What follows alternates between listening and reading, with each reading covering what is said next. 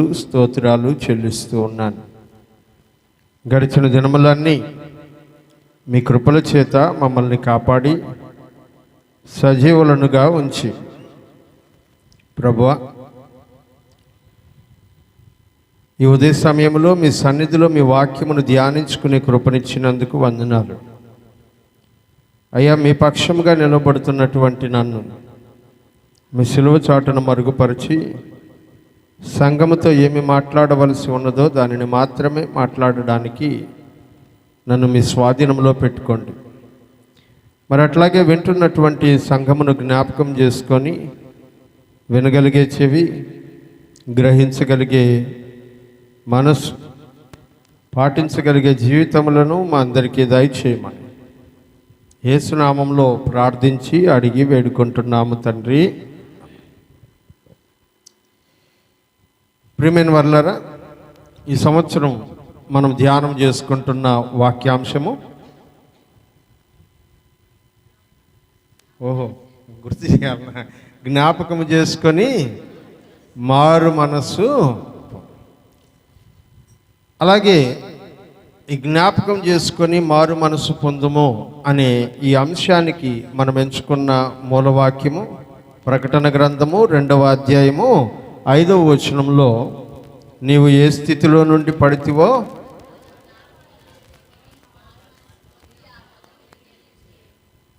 ఇది ఈ సంవత్సరం దేవుడు మనకు అనుగ్రహించినటువంటి వర్తమానాల ధారావాహిక.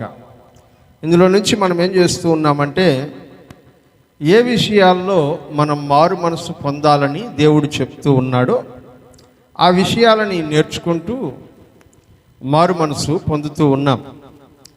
ఇందులో భాగంగా అనేక వర్తమానాలు, మారు మనసు పొందవలసిన అనేక విషయాలు మనం నేర్చుకుంటూ ఉండగా, దేవుని వలె లేదా దేవుడు కోరుకున్నట్లుగా మనం ఉంటే మారు మనసు పొందాల్సిన అవసరం లేదు.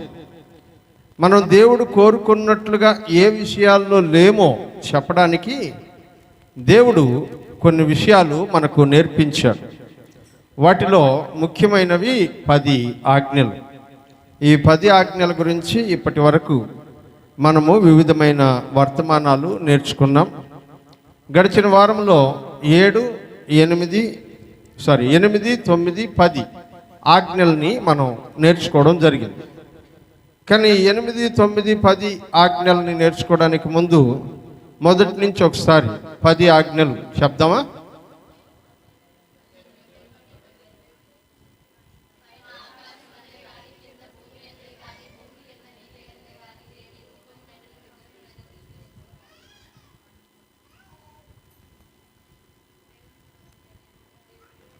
యెహోవా నామమును వ్యర్థముగా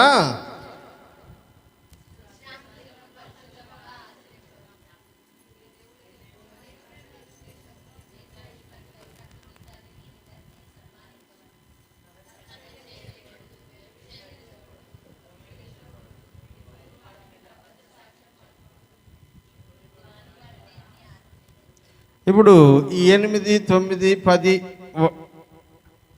ఆజ్ఞల్ని గత వారం మనం ధ్యానం చేసుకోవడం జరిగింది.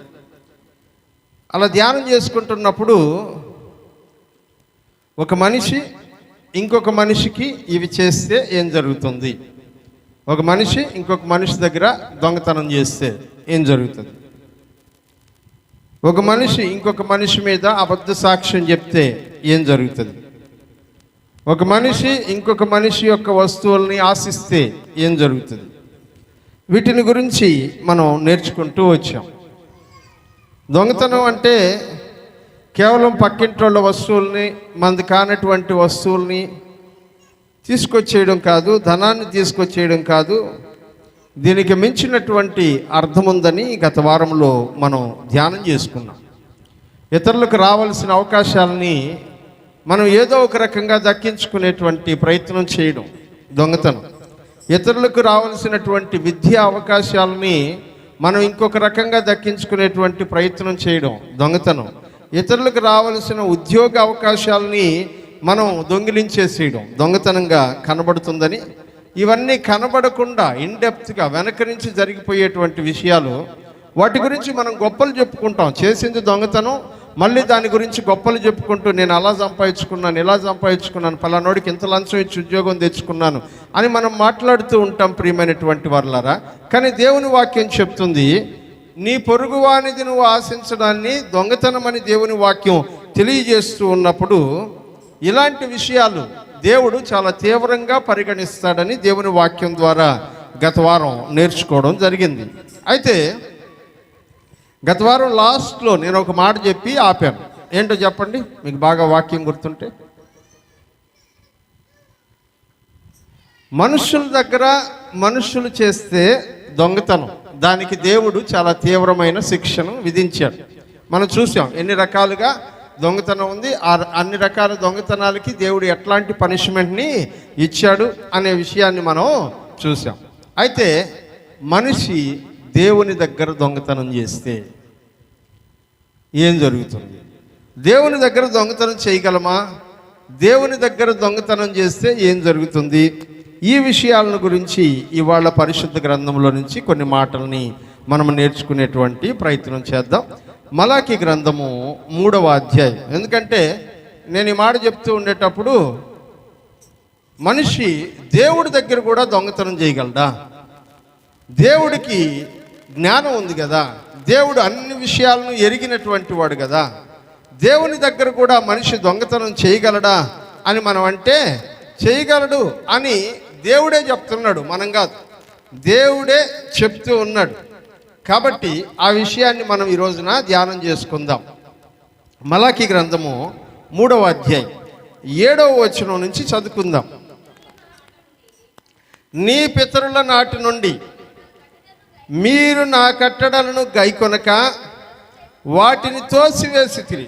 అయితే మీరు నా తట్టు తిరిగిన ఎడల నేను మీ తట్టు తిరుగుదునని సైన్యములకు అధిపతియగు యెహోవా సెలవీయగా, మేము ఏ విషయములో మీ వైపునకు తిరగాలని మీరు అడుగుతారు. మానవుడు ఏంటంట, మనం మారు మనసు పొందాలని దేవుడు చెప్తున్నాడు. మీరు నా వైపు తిరిగితే నేను మీ వైపుకి తిరగాలి అని దేవుడు అంటుంటే మనుషులు అడుగుతారంట, మేము ఏ విషయంలో మారు మనసు పొందాలి, ఏ విషయంలో నీ వైపుకి తిరగాలి అని అడిగితే దేవుడు చెప్తూ ఉన్నాడు, మానవుడు దేవుని యొద్ద దొంగతనం చేయునా? అయితే ఏం చేశారంట చెప్పండి, ఏంటమ్మా ఏం చేశారంట? దేవుని దగ్గర దొంగతనం. మనం దేవుని దగ్గర ఏం చేస్తున్నాము? దొంగతనం. నేను చెప్పట్లా, నాకు సంబంధం లేదు ఈ వాక్యంతో. ఎవరు చెప్తున్నారు? మలాకి గారు. బైబిల్ గ్రంథంలో చివరి పుస్తకంలో, పాత నిబంధన గ్రంథంలోని చివరి పుస్తకంలోని చివరి అధ్యాయం, చివరి మాటలు, పాత నిబంధన గ్రంథ విశ్వాసులకు చెప్తున్న చివరి మాటలు. ఆ చివరి నుంచి కూడా లాస్ట్ సెకండ్ ఏం చెప్తున్నాడంటే, మానవుడు దేవుని దగ్గర దొంగతనము చేయవచ్చా? అయితే మీరు నా దగ్గర ఏం చేస్తున్నారంట చెప్పండి, గట్టిగా చెప్పండి. ఎవరి దగ్గర? దేవుని దగ్గర. దేవుని దగ్గర దొంగిలించేటువంటి మనుషుల్ని ఏమంటాం? మనం అక్కడక్కడ వార్తల్లో చూస్తుంటాం, అప్పుడప్పుడు టీవీల్లో న్యూస్ వింటుంటాం. ఏంటంటే దేవాలయంలో దొంగలు పడి హుండీని దోచుకెళ్ళిపోయారు, దానిలో ఇన్ని లక్షల డబ్బులు ఉన్నాయి, సీసీ కెమెరాల్లో వాళ్ళు చూశారు, పట్టుకున్నారు. ఇట్లాంటివి చాలా. ఈ మధ్య కాలంలో దేవుడికి పెట్టిన ఉంగరాన్ని కొట్టేసిన ఉదంతం నేను వార్తల్లో చూశాను. దేవుడికి పెట్టిన ఉంగరం ఆ విగ్రహానికి పెట్టుంటారు కదా, ఆ విగ్రహానికి పెట్టుండేటువంటి ఉంగరాన్ని దండం పెట్టుకుందామని వెళ్ళి టీవీలో చూశాను నేను. అలా దేవుడి దగ్గర దొంగతనం చేస్తే మనుషులకి ఆశీర్వాదమా? ఆశీర్వాదం అనేవాళ్ళు గట్టిగా స్తోత్రం చెప్పండి. ఆశీర్వాదమే కాదు అనేవాళ్ళు గట్టిగా స్తోత్రం చెప్పండి. గట్టిగా చెప్పడంలా అల్లే చెప్తే ఎట్టుండాలా? అబద్ధం చేయకూడదు అని చెప్తే ఎట్లుండాలా? చెప్పండి గట్టిగా. అట్లా ఉండాలా. ఇప్పుడు ఇదంతా ఎవరి గురించి? దొంగతనం చేసేవాళ్ళ గురించి. కాబట్టి మీరు ధైర్యంగా మాట్లాడవచ్చు. మీరు ఎందుకు భయపడుతున్నారు? మీరు ధైర్యంగా మాట్లాడవచ్చు. వాక్యంలో అంటున్నాడు, మానవుడు దేవుని దగ్గర దొంగతనం చేయొచ్చా? చేయకూడదు కదా. కానీ మీరు నా దగ్గర దొంగతనము చేస్తూ ఉన్నారు అని దేవుడు ఆరోపణ చేస్తున్నాడు మన మీద. ఎవరి మీద? మనందరి మీద దేవుడు ఆరోపణ చేస్తున్నారు. మీరు నా దగ్గర దొంగతనము చేస్తున్నారు. ఇప్పుడు అంటున్నారంట జనులు. చదువుదాం ఏమంటున్నారు. ఆయన అడిగారంట, మేము ఎక్కడ దొంగతనం చేసాం? నీ వస్తువులు మేమేం తీసుకున్నాం? నీకు సంబంధించినవి మేమేం ఉంచుకున్నాం అని అడుగుతున్నారంట. పోయిన సంవత్సరం, ఒక సంవత్సరం క్రిందట జరిగిన ఒక ఇన్సిడెంట్ చెప్తాను. నా చేతిలో ఉంది మైక్. ఈ మైక్ ఇది సింగిల్ మైక్ కాదు, జంట మైక్. 2 ఉండాలి దీనికి. ఇట్లాంటిది ఇంకోటి ఉండాలి. పోయినసారి పెనుబర్తికి క్యారల్ సర్వీస్కి తీసుకెళ్ళారు.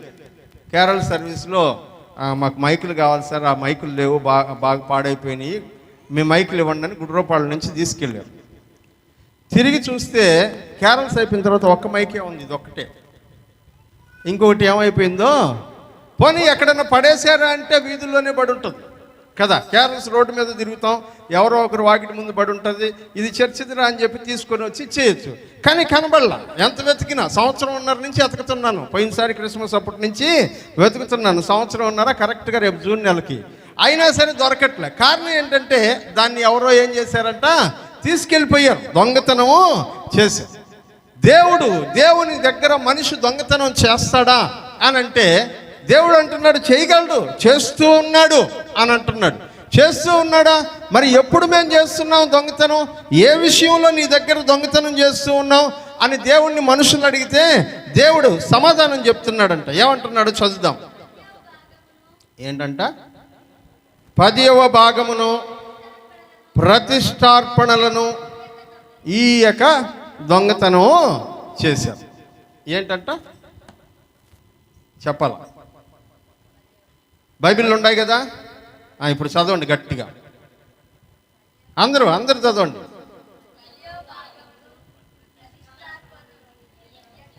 రెండు విషయాలు. ఒకటి ఏంటంట 10వ భాగము, రెండవదంట ప్రతిష్టార్పణము ఈయక దొంగతనము చేస్తాం. ఈ వచనాలు 7వ వచనం నుంచి 12వ వచనం వరకు ఉన్నటువంటి వచనాల్లో 10 అంశాలు దేవుడు మాట్లాడుతున్నాడు. ఎన్ని? 10 అంశాలు. వీటన్నిటిని గురించి మనం మాట్లాడుకోవడం లేదు, దొంగతనం గురించి మాత్రమే మాట్లాడుకుంటున్నాం. ఎందుకంటే మన అంశం దొంగతనము చేయకూడదు.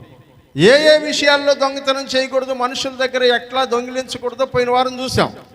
దేవుని దగ్గర కూడా దొంగతనం చేస్తున్నారని దేవుడే చెప్తుంటే, ఆ దేవుని దగ్గర దొంగతనం చేసేటువంటి వాళ్ళల్లో మనం ఉన్నామేమో చూసుకొని మన జీవితాన్ని ఏం చేసుకోవాలంట, సరి చేసుకోవాలి. ప్రభు తప్పైపోయింది, ఇది నాకు తెలియదు, దీన్ని నేను దొంగతనం అనుకోలేదు, ఇదో ఇప్పుడు నువ్వు చెప్తుంటే నాకు తెలుస్తుంది, ఈ విషయంలో నన్ను నేను కరెక్ట్ చేసుకుంటున్నాను అని దేవుని దగ్గర ఒప్పుకోవాలి. ఇందులో 10 అంశాలు ఉన్నాయి. ఆ 10 అంశాలు నేను వరుసగా చెప్తాను. ఆ తర్వాత అసలు వర్తమానంలోనికి మనం వెళ్దాం. దేవుడు అంటున్నాడు, మీరు నా తట్టు తిరిగితే నేను మీ తట్టు తిరుగుతాను. అంటే మీరు నా వైపుకి తిరగండి, మీరు చేస్తుండే తప్పేంటో తెలుసుకొని నా వైపుకి తిరిగితే నేను కూడా మీ వైపు తిరిగి మీరు చేసే ప్రార్థన విని మీరు చేసిన తప్పుని క్షమిస్తాను. రెండవది, మానవుడు దేవుని దగ్గర దొంగతనం చేస్తాడా? అయితే మీరు నా దగ్గర దొంగతనము చేస్తారు.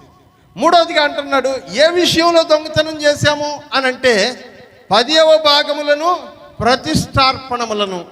2 విషయాలు, 10వ భాగము, రెండవది ప్రతిష్టార్పణము. ఇవి ఇవ్వకుండా దొంగతనము చేశారు. 4వది, ఒకప్పుడు ఎప్పుడో దొంగిలించడం కాదు, ఎప్పుడో జరిగిపోయిన విషయం కాదు, ఈరోజు కూడా దొంగతనము చేస్తూ ఉన్నారు. ఎప్పుడంట? డేట్ ఎంత ఈరోజు? 19వ తారీఖు 5వ నెల 2024 సంవత్సరంలో కూడా ఏం చేస్తున్నామంట మనము? చెప్పండి. దొంగతనము. ఇప్పుడు కూడా దొంగతనము చేస్తూ ఉన్నారు. అలాగూ చేస్తూ ఉన్నట్లయితే దేవుని వాక్యం అంటుంది మీరు శాపగ్రస్తులు.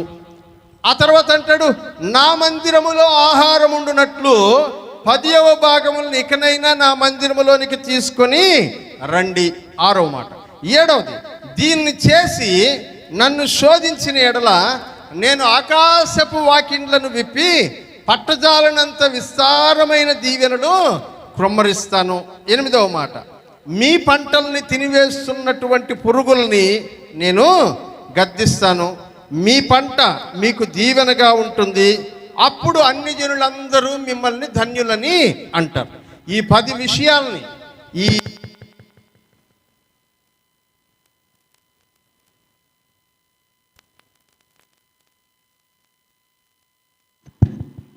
ఈ 10 విషయాల్ని ఈ 6 వచనాల్లో దేవుడు మాట్లాడుతూ ఉన్నాడు.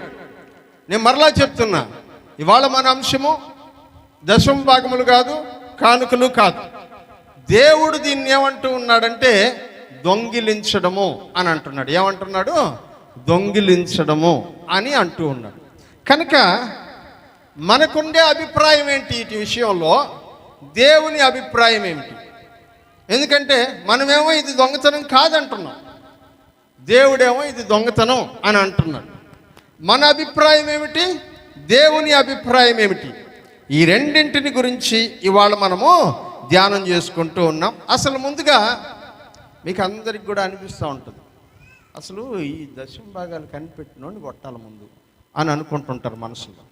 ఎందుకంటే ఇది మాట్లాడినప్పుడల్లా మనం దశమ భాగం ఇవ్వలేకపోయిన ప్రతిసారి అనుకుంటూ ఉంటాం, అసలు దీన్ని ఎవడు కనిపెట్టాడో ముందు వాడు కనబడితే చాలు నాకు చంపేస్తున్నాడు అనుకుంటాం కదా.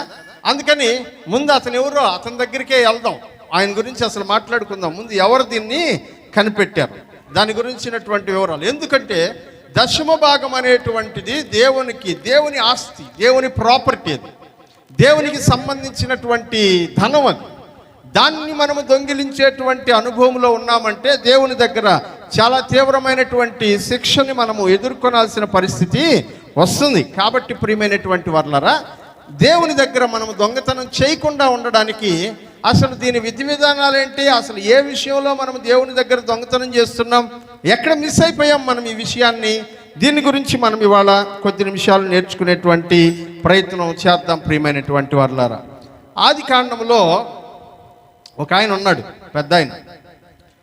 ఆయన మొట్టమొదటిసారి దశమ భాగాన్ని ఇచ్చాడు. మనందరికీ మూలకారకుడు, మూల పురుషుడు ఆయనే. ఎవరైనా చెప్పండి, ఎవరైనా? అబ్రహాము. ఎవరైనా? అబ్రహాము. మనం అనుకుంటాము ఈ దశమ భాగం అనేది మోషే వచ్చిన తర్వాత ధర్మశాస్త్రంలో దీన్ని రాసి పెట్టాడు, యాజకుల కోసం దీన్ని రాశాడు. మోషే వాళ్ళ అన్న అయినటువంటి అహరోను ఉన్నాడు కదా, వాళ్ళ అన్న కుటుంబం, వాళ్ళ బిడ్డలు బాగుండాలని మోషే దీన్ని రాశారు అని మనకు అనిపిస్తుంది ఆ వాక్యాలు చదువుతున్నప్పుడంతా. ఎందుకంటే ఈ నియమాన్ని పెట్టింది మోషే అని మనం అనుకుంటుంటాం. కానీ అసలు ఈ పద్ధతిని తీసుకొచ్చినటువంటి వాడు ఎవరు, ఎప్పుడు దీన్ని ప్రారంభించారు అని చూస్తే వాక్యంలో కొన్ని విషయాలు మనము జ్ఞాపకం చేసుకుందాం. ఆదికాండము 14వ అధ్యాయం, ఆదికాండము 14వ అధ్యాయంలో 18వ వచనాన్ని చదువుదాం. మరియు షాలేము రాజైన మెల్కీసెదెకు రొట్టెను ద్రాక్షారసమును తీసుకుని వచ్చెను. అతడు సర్వోన్నతుడగు దేవుని యాజకుడు. ఒక్క నిమిషం, ఈయన ఇది ఎప్పుడన్నా విన్నారా మీరు? షాలేము రాజు.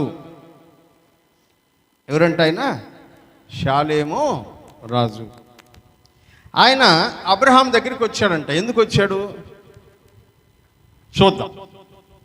ఒక రోజున అబ్రహాము లోతు విడిపోయారు, తెలుసు కదా మీకు కదా. లోతు పశువుల కాపర్లకి అబ్రహాం పశువుల కాపర్లకి గొడవ వస్తే అబ్రహాం అన్నాడు, నువ్వు తూర్పుకు పోతే నేను పడవరకు పోతాను, ఉత్తరం పోతే నేను దక్షిణం పోతాను, మనం ఇద్దరం ఒకే దగ్గర ఉండి కలిసి తన్నుకుంటూ ఉండడం కంటే వేరువేరుగా ఉండి అప్పుడప్పుడు కలుసుకొని వందనాలు చెప్పుకోవడం మంచిది కదా, వేరువేరుగా ఉందాం అన్నాడు. కాబట్టి లోతు సొదొమ గొమొర్రా పట్టణాలని ఎంచుకొని అటువైపుకి వెళ్ళిపోయాడు. అబ్రహాం మాత్రం దేవుడిచ్చిన వాగ్దాన దేశంలో ఉండిపోయాడు. ఒక రోజున అకస్మాత్తుగా ఏం జరిగిందంటే, లోతు వెళ్ళినటువంటి సొదొమ గొమొర్రా పట్టణాల మీద 5 రాజులు యుద్ధం చేసి ఆ దేశాన్ని తీసుకుని వెళ్ళిపోయారు. ఆ దేశంలో ఉండే మనుషుల్ని, ఆస్తిపాస్తుల్ని, బిడ్డల్ని, పశువుల్ని, గొర్రెల్ని అన్నిటినీ తీసుకెళ్ళిపోయారు. ఆ సమయంలో తన తమ్ముడైనటువంటి లేదా తన అన్న కొడుకైనటువంటి లోతును కూడా బానిసగా తీసుకెళ్ళిపోయాడని అబ్రహాం విని తన దగ్గర ఉన్నటువంటి 300 చిల్లర మంది మనుషుల్ని వెంటబెట్టుకొని ఆ 5 రాజుల్ని ఓడించి తన తమ్ముడైనటువంటి లేదా తన అన్న కుమారుడైనటువంటి లోతును, అలాగే తనకు కలిగినటువంటి ఆస్తిపాస్తులన్నిటినీ, మనుషులందరినీ, సొదొమ గొమొర్రా మనుషులందరినీ వెనక్కి తీసుకొని వచ్చాడు. అలా వస్తూ ఉండేటప్పుడు ఆయన్ని ఎదుర్కొనడానికి, వెల్కమ్ చెప్పడానికి 2 రాజులు వెళ్ళారంట. ఒక ఆయన పేరు బెర్రా, రెండవ రాజు పేరు మెల్కిసెదెకు. ఏం పేరు? మెల్కిసెదెకు. ఒక ఆయన పేరు బెర్రా, రెండవ రాజు పేరు మెల్కిసెదెకు. వీళ్ళిద్దరూ వెళ్ళారంట. వీళ్ళిద్దరూ ఆయనకి ఎదురుగా వెళితే మొదట మనం చదువుకుంటున్నాం ఒక రాజు గురించి, ఆయన షాలేము రాజు అయిన మెల్కిసెదెకు అని అంటున్నాడు 18వ వచనం. దానికంటే ముందు 17వ వచనం చదువుకుందాం. అతడు కదర్లయోమేరును అతనితో కూడానున్న రాజులను ఓడించి తిరిగి వచ్చినప్పుడు సొదొమ రాజు అతనిని ఎదుర్కొనుటకు రాజులోయ అను షావే లోయ వరకు బయలుదేరి వచ్చాము. సొదొమ రాజు బెర్రా అతని పేరు. ఆయన వచ్చాడంట. ఎక్కడి దాకా? రాజుల లోయ అనే ఒక లోయ ఉందంట, ఆ స్థలం దాకా వచ్చాడంట అబ్రహాముకి వెల్కమ్ చెప్పడానికి. ఇదిగో నన్ను ఓడించి నా ఆస్తిపాస్తులను తీసుకెళ్ళిపోయినటువంటి ఆ రాజుల్ని ఓడించినటువంటి నీకు కృతజ్ఞతలు చెప్పడానికి నేను వస్తున్నానని సొదొమ రాజు అయినటువంటి బెర్రా అతన్ని ఎదుర్కొనడానికి వెళ్ళాడంట. అదే టైంలో అబ్రహాము సాధించినటువంటి విజయాన్ని గురించి విన్నటువంటి షాలేము రాజు, షాలేము దేశానికి చెందినటువంటి రాజు అయినటువంటి మెల్కిసెదెకు కూడా వచ్చాడంట. ఎవరు వచ్చారు? మెల్కిసెదెకు. ఇప్పుడు మెల్కిసెదెకు అలాగే బెర్రా లేకపోతే సొదొమ రాజు, వీళ్ళిద్దరూ అబ్రహాము దగ్గరికి వచ్చారు. ఆ షాలేము రాజుకి పేరు మెల్కిసెదెకు. మెల్కిసెదెకు అంటే అర్థం ఏంటి, దానికి సంబంధించిన విషయాలు ఏంటి, నేను ఈ స్టోరీ చెప్పిన తర్వాత దాని ఆత్మీయమైనటువంటి అర్థంలోనికి వెళ్దాం. ఆయన వస్తూ ఏం తెచ్చాడంట? రొట్టెను, బాగా చూడండి, చదవండి. రొట్టెను ద్రాక్షారసమును తీసుకొని వచ్చను. అతడు ఎవరు? ఇందాకేమన్నాడు? షాలేము. మరి ఇప్పుడేమంటున్నాడు ఆయన్ని? సర్వోన్నతుడైన దేవుని. అదేంటది? ఒకటి అతను రాజా లేకపోతే యాజకుడా? ఏదో ఒకటి అయి ఉండాలి కదా. కానీ వాక్యంలో చెప్తున్నాడు ఇతను రాజు. రెండవదిగా ఇతను ఎవరంట? సర్వోన్నతుడైన దేవునికి 2 పదవులు ఇతనికి, రాజు, యాజకుడు.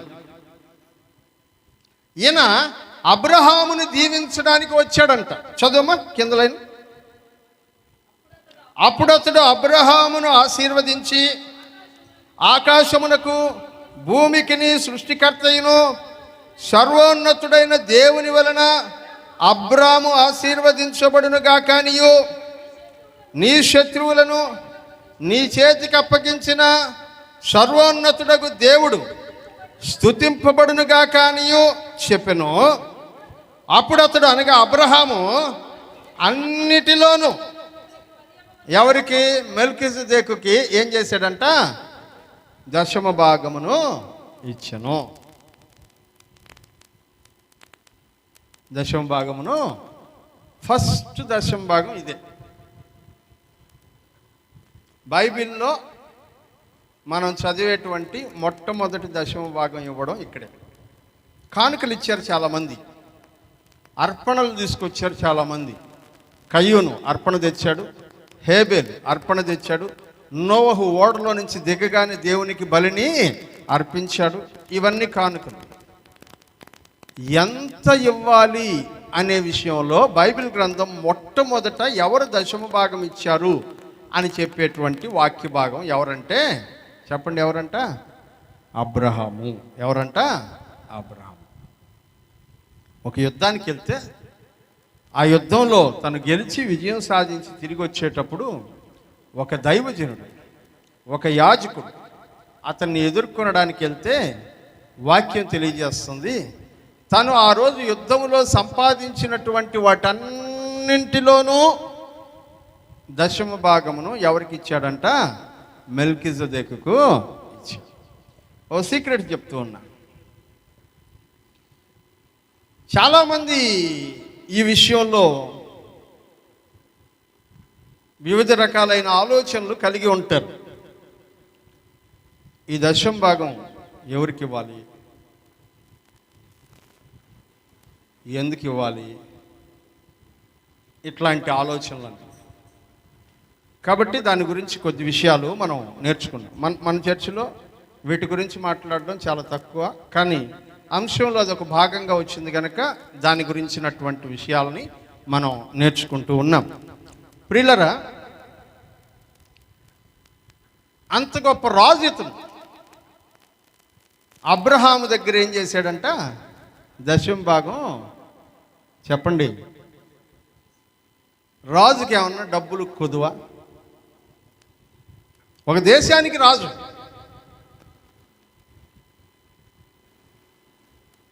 ఇంకొక విషయం తెలుసా? ఏ దేశానికి రాజు అంటే ఇతను షాలేము దేశానికి రాజు. షాలేము దేశం అంటే ఏంటో తెలుసా? యెరూషలేము. షాలేము దేశం అనబడినటువంటి యెరూషలేముని ఒకానొక కాలంలో, అనగా దావీదు ఆ దేశంలో పరిపాలన చేయడానికి ముందు యెబూసీయులు పరిపాలన చేసేవాడు. యెబూసు దేశము అని పిలిచేవాళ్ళు దాన్ని. ఆ యెబూసు దేశములలో ఒక దేశము షాలేము దేశం. ఆ షాలేము దేశానికి రాజు అయినటువంటి వాడు ఈ మెల్కిజెదెకు. యెరూషలేములో దావీదు పరిపాలన చేయడానికి దాదాపు కొన్ని వేల సంవత్సరాలకు పూర్వము రాజుగా విలసిల్లినటువంటి ఒక వ్యక్తికి అబ్రహాము ఏం చేస్తున్నాడంట? దశమ భాగమును ఇస్తూ ఉన్నాడు. మీరు అనుకుంటుంటారు,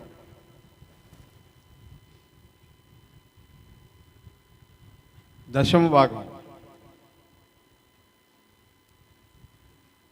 ఎదుటిగా ఉన్నటువంటి వాడు ఏ స్థితిలో ఉన్నవాడైనా సరే, అతడు నీకు యాజకుడైతే అతనికి నువ్వు దశమ భాగము. షాలేము రాజు మెల్కిజెదెకు, అబ్రహాం, ఇదిగో దశమ భాగం, నేను సంపాదించినటువంటి వాటన్నిటిలో దైవజనుడా షాలేము రాజా, నీకు నేను దశమ భాగం ఇస్తున్నాను, స్వీకరించు అని అంటే మెల్కిజెదెకు, సారీ అబ్రహాం, నాకు కావలసినంత ఉంది, నీది నాకొద్దు అని చెప్పాడా? చెప్పాడమ్మా, చదవండి మళ్ళా ఒకసారి ఆడ లాస్ట్ లైన్, 20వ వచనం లాస్ట్ లైన్. అప్పుడు అతడు అన్నిటిలో ఇతనికి అంతే. అతను వద్దని లేదు, ఇతను బతిమలాడలేదు. జాగ్రత్తగా గమనించాలి. అతను వద్దని లేదు, తీసుకొని అబ్రహాము బతిమలాడలేదు. ఎందుకంటే అది బాధ్యత. ఎందుకు బాధ్యతగా మారిందంటే, ఈ దశమ భాగమును ఎప్పుడైతే అబ్రహాము దగ్గర నుంచి మెల్కిజెదెకు తీసుకుంటాడో అప్పుడే అది అబ్రహామునకు ఆశీర్వాదం. తీసుకోనంటే అది శాపమే. దశమ భాగం ఇస్తే తీసుకోను అంటే ఎదుటివాడికి వచ్చేటువంటి ఆశీర్వాదాన్ని మనము రానివ్వకుండా చేస్తున్నాము అని అర్థం.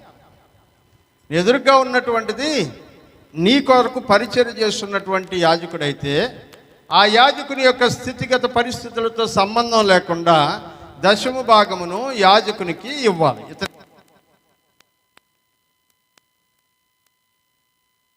సర్వోన్నతుడైనటువంటి దేవునికి అతను రాజే కావచ్చు, గొప్పవాడే కావచ్చు, ధనం ఉండొచ్చు, ఐశ్వర్యం ఉండొచ్చు, ఏమైనా ఉండొచ్చు, కానీ అతడు యాజకుడు కాబట్టి అతనికి ఎంత స్థితిగతులు ఉన్నా సరే నీ దశమ భాగమును ఖచ్చితంగా ఏం చేయాలంట?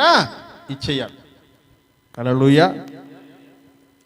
మీకు ఇంకొక విషయం చెప్తా. దీన్ని కొంతమంది ఎలా చెప్తున్నారంటే వాళ్ళ సంఘాల్లో, కొంతమంది కాదు చాలామంది, దశమ భాగం ఇవ్వడానికి ముందు మెల్కీసెదెకు అబ్రహాంకి ఏమిచ్చాడు? చదవండి. ఏమిచ్చాడు? రొట్టె ద్రాక్షారసం ఇచ్చాడు. చాలా సంఘాల్లో ఏం చేస్తున్నారు తెలుసా? ప్రభురాత్రి భోజనం నెలకి మొదటి వారంలో ఇస్తారు. దశమ భాగం తెచ్చిన వాళ్ళకి మాత్రమే ఇస్తారు. మన సహవాస సంఘాల్లో కూడా కొంతమంది అలా చేస్తున్నారు. నేనే ప్రత్యక్ష సాక్ష్యం. నేను ఒకరోజు ఆదివారం వాక్యం చెప్పడానికి నన్ను ఆహ్వానిస్తే వెళ్ళినప్పుడు జరిగినటువంటి సంఘటన. ప్రియులరా, షాలేము రాజు అతని దగ్గరికి ద్రాక్షారసం రొట్టె తీసుకొస్తే అబ్రహాము దశమ భాగం ఇచ్చాడు. కాబట్టి దశమ భాగములు ఇవ్వవలసినటువంటి ప్రతి ఒక్కరూ నువ్వు దశమ భాగం ఇస్తేనే నేను నీ దగ్గర రొట్టె ద్రాక్షారసం తీసుకొస్తాను. ఇట్లాంటి ఆలోచనలు బోధించేటువంటి వాళ్ళు కూడా ఉన్నారు. ఎందుకు ఇది చెప్పానంటే, దేవుని వాక్యమును ఏం చెప్తుందో దానిలో ఉన్నటువంటి స్పిరిట్, లేకపోతే దానిలో ఉన్నటువంటి ఉద్దేశాన్ని మనం స్వీకరించాలి. అదేంటంటే, ఒక వ్యక్తిని దేవుడు చూపించి, ఇతడు షాలేము రాజు, ఇతడు సర్వోన్నతుడైన దేవునికి యాజకుడు, నీకొచ్చినటువంటి ప్రతి దానిలోనూ దశమ భాగమును ఖచ్చితంగా ఇతనికి ఇవ్వాలి అని దేవుడు ఆజ్ఞాపించినప్పుడు సంఘం ఏం చేస్తుందంట? దాన్ని అట్లాగే ఇవ్వాలి. అబ్రహాం అట్లాగే ఇచ్చాడా లేదా? అన్నిటిలోనూ దశమ భాగమును ఇచ్చాడు. సరే, అసలు ఈయనెవరు? ఈ మెల్కీసెదెకు ఎవరు? మనం సింపుల్గా ఇందాక ఒక యాజకుడు అని చెప్పుకున్నాం. అసలు ఈ మెల్కీసెదెకు ఎవరు? ఈయన గురించినటువంటి వివరాలు ఏంటో ఒకసారి చదువుదాం. హెబ్రీ పత్రిక 5వ అధ్యాయం. హెబ్రీ పత్రిక 5వ అధ్యాయం 5-6 వచనాలు చదువుదాం ముందు. అటువలే ప్రధాన యాజకుడగుటకు తన్ను తానే మహిమపరుచుకొనలేదు గాని, నీవు నా కుమారుడవు, నేడు నేను నిన్ను కని ఉన్నాను, ఆయనతో చెప్పిన వాడే ఆయనను మహిమపరిచెను. ఆ ప్రకారమే నీవు మెల్కీసెదెకు యొక్క క్రమము చొప్పున, యేసుక్రీస్తుని గురించి మాట్లాడుతూ వాక్యములు అంటున్నాడు, నీవు మెల్కీసెదెకు యొక్క క్రమము చొప్పున నిరంతరము యాజకుడవై ఉన్నావు అని ఇంకో చోట వాక్యంలో చెప్పాడంట. హల్లెలూయా. ఎవరంటేనా? ప్రభు అయినటువంటి యేసుక్రీస్తుని గురించి చెప్తూ, నువ్వు నిరంతరము యాజకుడవై ఉన్నావు. ఏ లెక్కన అంటే మెల్కీసెదెకు యొక్క క్రమము చొప్పున. ఏ క్రమం చొప్పున? అహరోను క్రమం కాదు. ఏ క్రమం అంట? మెల్కీసెదెకు క్రమము చొప్పున. అహరోను క్రమం ఎప్పుడు వచ్చిందంటే మోషే కాలంలో వచ్చింది అహరోను క్రమం. కానీ మోషే కాలము కంటే ముందు యాజకుడు ఉన్నాడు, అతని పేరు మెల్కీసెదెకు. హల్లెలూయా. అహరోను కాలము కంటే ముందు యాజకుడు ఉన్నాడు, ఆయన పేరు మెల్కీసెదెకు. అతను ఎవరిని పోలినవాడు అనగా ప్రభు అయినటువంటి యేసుక్రీస్తును పోలినటువంటి వాడని దేవుని వాక్యం తెలియజేస్తూ ఉంది. చదువుకుందాం 9వ వచనం. తల్లి 5వ అధ్యాయం 9వ వచనం. ఓకే, చదువు. మరియు ఆయన సంపూర్ణ శుద్ధి పొందినవాడై మెల్కీసెదెకు యొక్క క్రమముతో చేరిన ప్రధాన యాజకుడని దేవుని చేత పిలువబడి తనకు విధేయులైన వారికి అందరికీ నిత్య రక్షణకు కారకుడుగా ఎవరి క్రమం చొప్పున, మెల్కిజెదెకు క్రమం చొప్పున యేసు ప్రభువు తన యందు విశ్వాసముంచి రక్షణ సువార్తకు లోబడినటువంటి వాళ్ళకందరికీ అంట నిత్య రక్షణకు కారకుడుగా మారాడు అని అంటూ ఉన్నాడు. ఆ తర్వాత 6వ అధ్యాయంలో చూద్దాం. 6వ అధ్యాయం 20వ వచనం చదువుకుందాం. నిరంతరము మెల్కిజెదెకు క్రమము చొప్పున ప్రధాన యాజకుడైన యేసు అందులోనికి మనకంటే ముందుగా మన పక్షమున మెల్కిజెదెకు క్రమము చొప్పున ఏం చేశాడంట? ప్రధాన యాజకుడైన యేసు మనకంటే ముందుగా దేవుని యొక్క బలిపీఠము దగ్గరికి వెళ్ళి తనను తానే బలిగా అర్పించుకున్నాడు. ప్రధాన యాజకుడు. తర్వాత 7వ అధ్యాయం 1 నుంచి 3 వచనాల వరకు. ఇది మన స్టోరీ. మనం ఎక్కడ చదువుకున్నామో ఆ స్టోరీ ఇక్కడ చెప్తున్నాడు. రాజులను సంహారము చేసి తిరిగి వచ్చుచున్న అబ్రహామును ఎవడు కలుసుకొని అతనిని ఆశీర్వదించెనో, ఎవడికి అబ్రహాము అన్నిటిలో 10వ వంతు ఇచ్చెనో ఆ షాలేము రాజును సర్వోన్నతుడైన దేవుని యాజకుడునైన మెల్కిజెదెకు నిరంతరము యాజకుడుగా ఉన్నాడు. ఆయన షాలేము రాజు అనే పేరుకి అర్థం ఏంటంటే, అతని పేరుకు మొదట నీతికి రాజని అర్థము, తర్వాత సమాధానపు రాజని అర్థం వచ్చినట్టు షాలేము రాజని అర్థం. అతడు తండ్రి లేనివాడును, తల్లి లేనివాడును, వంశావళి లేనివాడును, జీవితకాలమునకు ఆది అయిను జీవమునకు అంతమైనను లేనివాడయ్యుండి, హల్లెలూయా, ఎవరిని పోలి ఉన్నాడంట? దేవుని కుమారుని.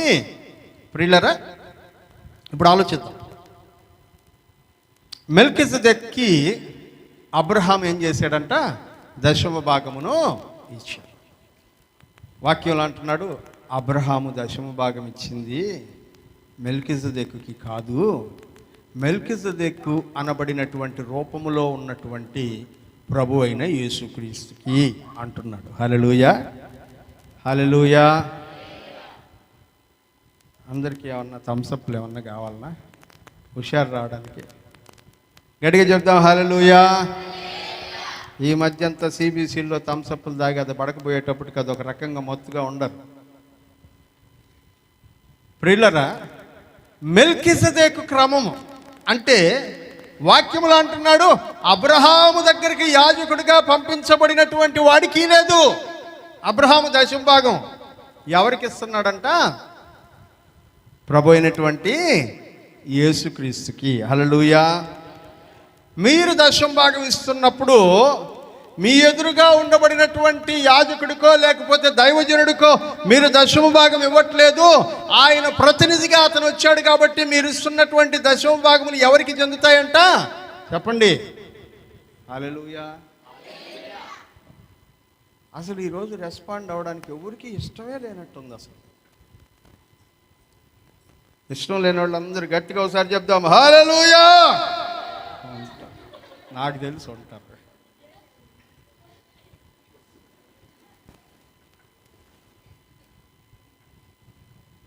మన ఎదురుగా ఉన్నటువంటి యాజకుడు మన కొరకు దేవుని ఎదుట దేవునికి మనకు మధ్యవర్తిగా ఉంటూ సేవ చేస్తున్నటువంటి యాజకుడు ఎవరైతే ఉన్నాడో ఆ యాజకుడు ఎవరి ప్రతిరూపముగా కనబడుతూ ఉన్నాడంట?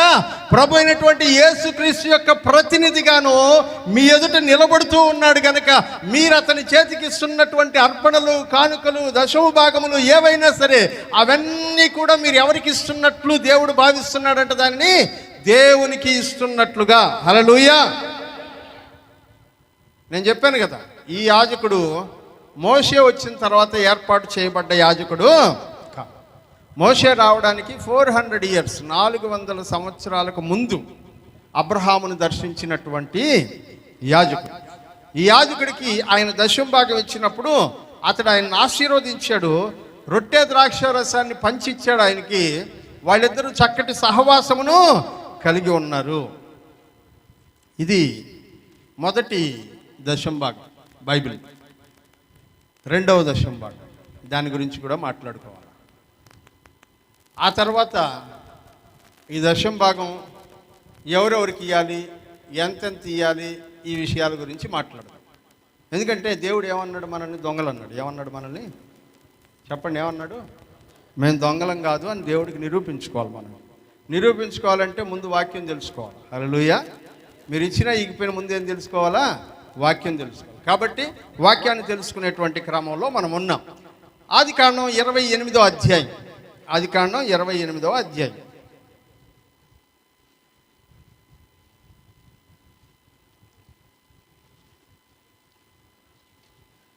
ఇరవై 28వ అధ్యాయం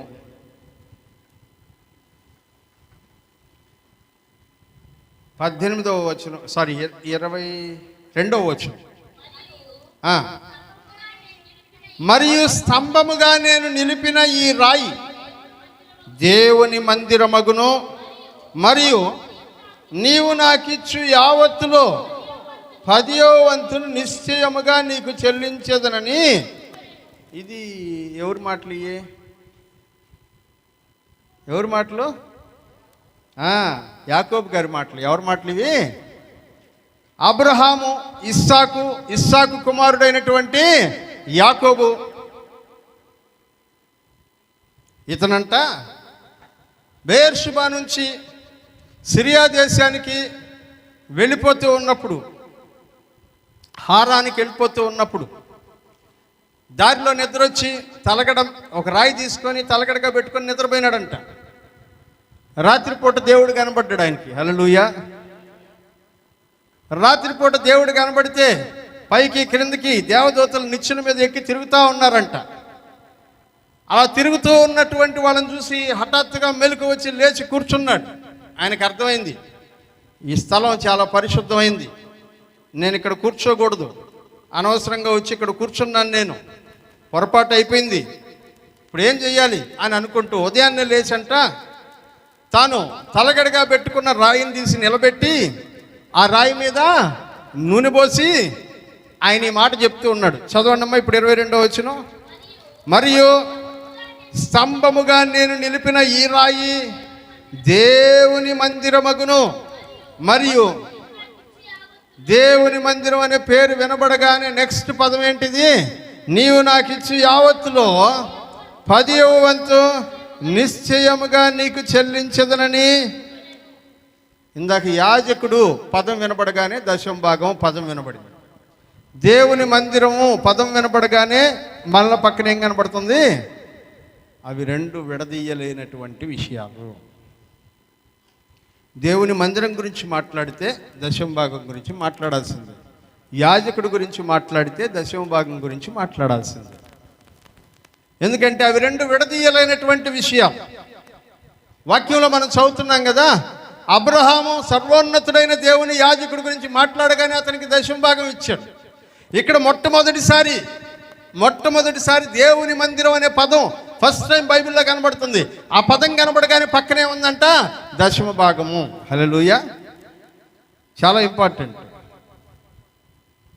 యాకోబు ఈ ఊరు వదిలిపెట్టి వెళ్ళిపోతూ, నేను తిరిగి వచ్చేటప్పటికి ప్రభువా నువ్వు నన్ను దీవిస్తే నేను సంపాదించినటువంటి ప్రతి దానిలోనూ నీకేమిస్తాను? దశమ భాగము ఇస్తాను. ఎవరు చెప్పారు నీకు దశమ భాగం ఇవ్వాలని? ఇస్సాకు చెప్పుంటాడు. ఇస్సాకు ఎవరు చెప్పారు? అబ్రహాం చెప్పుంటాడు. అబ్రహాంకి ఎవరు చెప్పారు? వాళ్ళ పితరులు ఎవరో నేర్పించుంటారు దేవునికి దశమ భాగం ఇవ్వాలరా అని. అబ్రహాం నేర్చుకున్నాడు. లేకపోతే అబ్రహామునికి దేవుడు ప్రత్యక్షమై చెప్పుంటాడు. లేకపోతే ఆయనకి ఎలా తెలుసు కరెక్ట్గా దశమ భాగం ఇవ్వాలని? వాక్యంలో ఎందుకు అలా రాయించాడు? అది చాలా ప్రాముఖ్యమైనటువంటి విషయం. ఇప్పుడు దీని గురించినటువంటి డీటెయిల్స్లోకి వెళ్దాం. వీళ్ళిద్దరూ దశమ భాగాలు ఇస్తామని ప్రమాణం చేసుకునింది, వాగ్దానం చేసుకునింది మోషేకి కాదు, అహరోనుకి కాదు, అహరోను కుమారుడైన ఈతామారు, అబ్యాతారు, ఎలియాజరు కాదు. ఎవరికంట? సర్వోన్నతుడైన దేవుని యాజకుడైనటువంటి మెల్కీసెదెకుకు అనగా ప్రభు అయినటువంటి యేసుక్రీస్తుకి, దేవునికి మాటిచ్చాం. ఇప్పుడు ఈ క్రమాన్ని, అబ్రహాము పాటించిన క్రమాన్ని, ఇస్సాకు పాటించిన క్రమాన్ని, యాకోబు పాటించిన క్రమాన్ని మోషేతో దేవుడు చెప్పి, ఎవరు చెప్పారు? మోషేతో దేవుడు చెప్పి, ఈ క్రమం ఇప్పటిది కాదు, అబ్రహాము, ఇస్సాకు, యాకోబు వాళ్ళు పాటించినటువంటి క్రమముని ఇశ్రాయేలు ప్రజలందరికీ పాటించడము నేర్పించమని ధర్మశాస్త్రములో దాన్ని ఒక ఆజ్ఞగా పెట్టి నేర్పించాడు. దేవునికి స్తోత్రం కలుగును గాక. హల్లెలూయా. నిర్గమకాండము 29వ అధ్యాయం, నిర్గమకాండం 29వ అధ్యాయం 26 నుంచి 28 వచనాల వరకు. మరియు అహరోనుకు ప్రతిష్ఠితమైన పొట్టేలు నుండి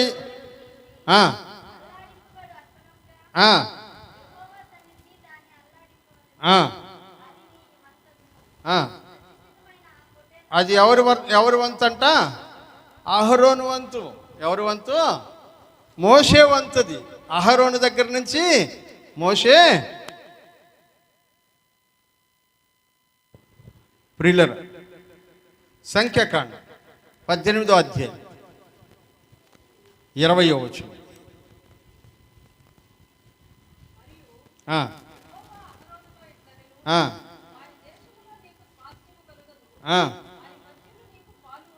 ఎవరితో అన్నాడంట? యెహోవా అహరోనుతో డైరెక్ట్గా చెప్పాడంట ఈ మాట. ఏమని చెప్పాడు?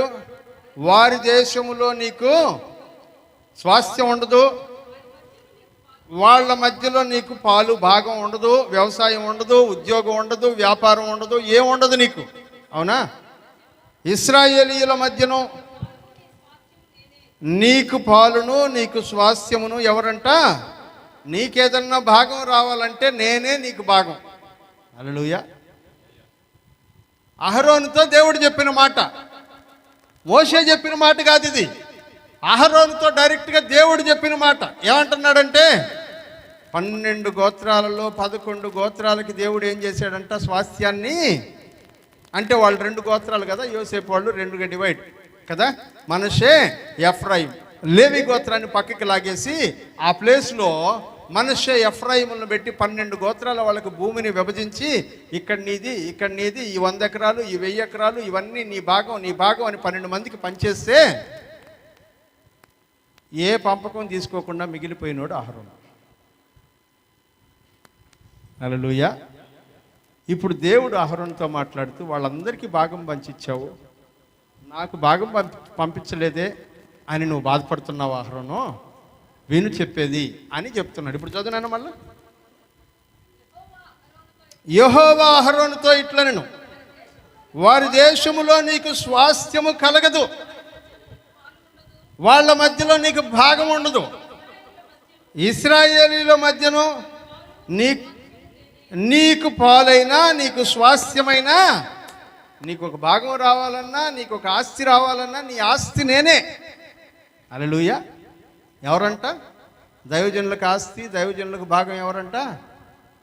చెప్పండి. ఏమో మాకు తెలియదు, నువ్వు చూసుకుంటున్నారా? దేవుడే. హల్లెలూయా. ఇప్పుడు దేవుడు అహరోనుకి ఏం చెప్పాడు వినాలి కదా. చదువుదాం. లేవికాండం లాస్ట్ అధ్యాయం, లేవికాండం లాస్ట్ అధ్యాయం. ఏందో దేవుడు అన్నిటిని లాస్ట్లో పడేశాడు మమ్మల్ని. లాస్ట్ అంటుంటుంది. లాస్ట్ అధ్యాయం. ఇందులో కొన్ని విషయాలు ఉన్నాయి, చదువుదాం. 28వ వచనం చదువుమ్మా. మనుషుల్లో 26. అయితే జంతువులలో తొలిపిల్ల యెహోవాది గనుక ఎవడును దాన్ని ప్రతిష్ఠించకూడదు. అది ఎద్దైననేమి, గొర్రె మేకల మందల్లోనిదైనేమి. ఏంటంట? ఫస్ట్ బాండ్, ప్రథమ ఫలం ఎవరిదంట? తొలిపిల్ల దేవుడిది. దాన్ని ఎవరికి ప్రతిష్ఠించకూడదు, అది యెహోవా దగును. చదువు. అది అపవిత్ర జంతువు అయిన ఎడల వాడు నీవు నిర్ణయించు, అహరోను నిర్ణయించు వెలలో 5వ వంతును దానితో కలిపి దాన్ని విడిపించవలను. దాన్ని విడిపింపని ఎడల నువ్వు నిర్ణయించిన వెలకి అమ్మేయాలి. తర్వాత 28 మనుషుల్లో కానీ జంతువుల్లో కానీ స్వాస్థ్యమైన ఫలములలో కానీ పొలములలో కానీ తనకు కలిగిన వాటన్నింటిలో దేనినైనను ఒకడు యెహోవాకు ప్రతిష్ఠించిన ఎడల ప్రతిష్ఠించిన దానిని అమ్మకూడదు, విడిపించకూడదు. ప్రతిష్ఠించిన సమస్తము యెహోవాకు అతి పరిశుద్ధముగా ఉండును. మనుషులు ప్రతిష్ఠించు వాటిలో దేనినైనను విడిపింపక హతము చేయవలెను. తర్వాత 30 భూధాన్యములలోను వృక్ష ఫలములలోనేమి భూఫలములలోనేమి 10వ భాగము యెహోవా. బాగుంటుంది, ఈ పదం బాగుంది. 10వ భాగము ఎవరి ప్రాపర్టీ? ఇది చెప్పండి, ఎవరి ప్రాపర్టీ? ఇప్పుడు మనం దాన్ని నీకిపోతే దేవుడు ఏమనొచ్చు మనల్ని? అదే ఆయన ప్రాపర్టీ. ఎవరిదంట? భూఫలము వృక్ష ఫలము అన్నిటిలో 10వ భాగము యెహోవా సొమ్ము. అది యెహోవాకు ప్రతిష్ఠితము, అది ఆయన ఆస్తి అంటాడు. 31 ఒకడు తాను చెల్లింపవలసిన 10వ భాగముల్లో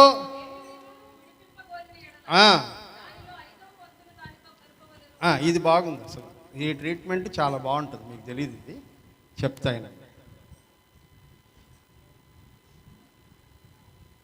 మొన్న ఎవరో కొంతమంది పొలంలో నుంచి ఒడ్లు తీసుకొచ్చి అక్కడ పెట్టెళ్ళారు బయట. వాళ్ళు ఎవరో కూడా నాకు తెలియదు, ప్రార్థన చేద్దామంటే కూడా వాళ్ళు ఎవరో తెలియడం లేదు. దేవునికి స్తోత్రం. నాగరాజులు గారు అంట, కిష్టక్ వాళ్ళు తెచ్చి పెట్టినారంట. హెప్సిబా వాళ్ళు, దేవునికి స్తోత్రం, హల్లెలూయా. ఇప్పుడు హెప్సిబాకి నాగరాజులకి వీళ్ళందరికీ అక్కడ వేసినాం కదా, అవి ఎందుకు అక్కడ? ఆ ఒడ్లు మనమే వాడేసుకుంటే పోతుందిలే అని అనిపించి, పాస్టర్ గారు మేము 10వ భాగం మందిరానికి తెచ్చాం కదా, అవి మాకు ఇచ్చేసేయండి, మేము దాని వెలని నీకు చెల్లిస్తాం. నయోమి అట్లాగే చేసింది, దాని వెలని నీకు చెల్లిస్తాం అని చెప్పారనుకోండి. ఒక రూల్ ఉంది, మీరు వింటే ఆశ్చర్యపోతారు. అదేంటంటే, ఒక పుట్టిడు వడ్లు లేకపోతే ఒక బస్తా వడ్లు ఎంత కలవు? 1000 రూపాయలు. 1000 రూపాయలు వాల్యూ ఉండే వడ్లు తీసుకొచ్చి మందిరంలో వేశారు. ఆ 1000 రూపాయల వెలని మీరు తిరిగి తీసుకోవాలనుకుంటే ఆ 1000 రూపాయలని 5తో భాగించండి, 5 భాగాలు చేయండి. ఎంత వస్తుంది? మీకు లెక్కలు తెలియనియా? చెప్పండి, ఎంత వస్తుంది? 200. 1000 ప్లస్ 200 కలిపి 1200 ఇచ్చి తీసుకోపోవాలంట. నాకు సంబంధంలో ఇట్లాంటి లెక్కలు నేను చెప్పను. ఆడుంది వాక్యంలో, చదవండి, చదవమా మళ్ళీ ఒకసారి. ఒకడు తాను చెల్లించవలసిన 10వ భాగములలో దేన్నైనా విడిపించగోరిన ఎడల ఎన్నో వంతు? 10వ భాగం అంటే 10వ వంతు. 5వ వంతు అంటే 10వ భాగం. మీరు ఇచ్చిన 10వ భాగంలో 5వ వంతు అంటే 5తో భాగిస్తే ఎంత వస్తుందో దానికి యాడ్ చేసి దానికి కలిపి 1000 రూపాయలకి ఇంకో 200 కలిపి 1200 ఇచ్చి హెప్సిబా తీసుకెళ్ళిపోవచ్చు. నాకెందుకు ఈ గొడవ, ఇచ్చింది ఏదో ఇచ్చేసినే అని అనుకుంటుంది హెప్సిబా. అంటే దాని మీద ప్రేమ కలిగి ఈ 10వ భాగమును నా ఇంటిలో నేను ఉపయోగించుకుంటే నాకు క్షేమం అవుతుంది కదా అని అనుకుని ఎవరైనా అనుకుంటే దానిలో 5వ వంతు కలిపి దాన్ని ఇవ్వాలంట. తర్వాత 32వ వచనంలో, గోవులలోనే కానీ గొర్రె మేకలలోనే కానీ కోల క్రింద నడుచుచున్న వాటన్నింటిలో 10వ భాగము అది మంచిదో చెడ్డదో పరిశోధింపకూడదు, దాన్ని మార్చకూడదు. మారిస్తే అది దానికి మారుగా ఇచ్చినదిని ప్రతిష్ఠిత మగును, అట్టి దానిని విడిపించకూడదని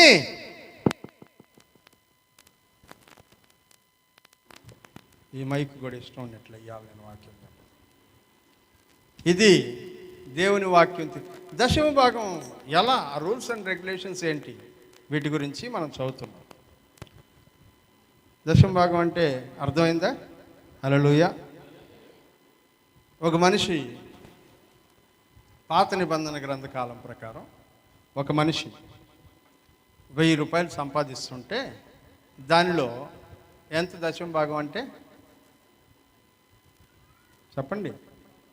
100 రూపాయలు దశమ భాగం. అది దేవుని సన్నిధికి తీసుకుని రావాలి, యాజకునికి ఇవ్వాలి. వాక్యంలో మనం దాని గురించి చదువు. కానీ మీకు ఇంకొక విషయం తెలుసా? ఇంకో 2 దశమ భాగాలు ఉన్నాయి. ఇదొక్కటే కాదు, మనం దీన్ని ఇయడానికే అల్లాడిపోతున్నాం. ఇంకో 2 దశమ భాగాలు ఉన్నాయి. చదువుతారా?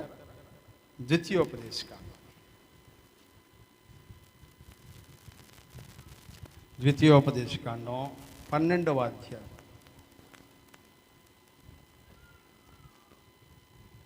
17 నుంచి 19 వరకు. ధాన్యములో అయినా ద్రాక్షారసములో అయినా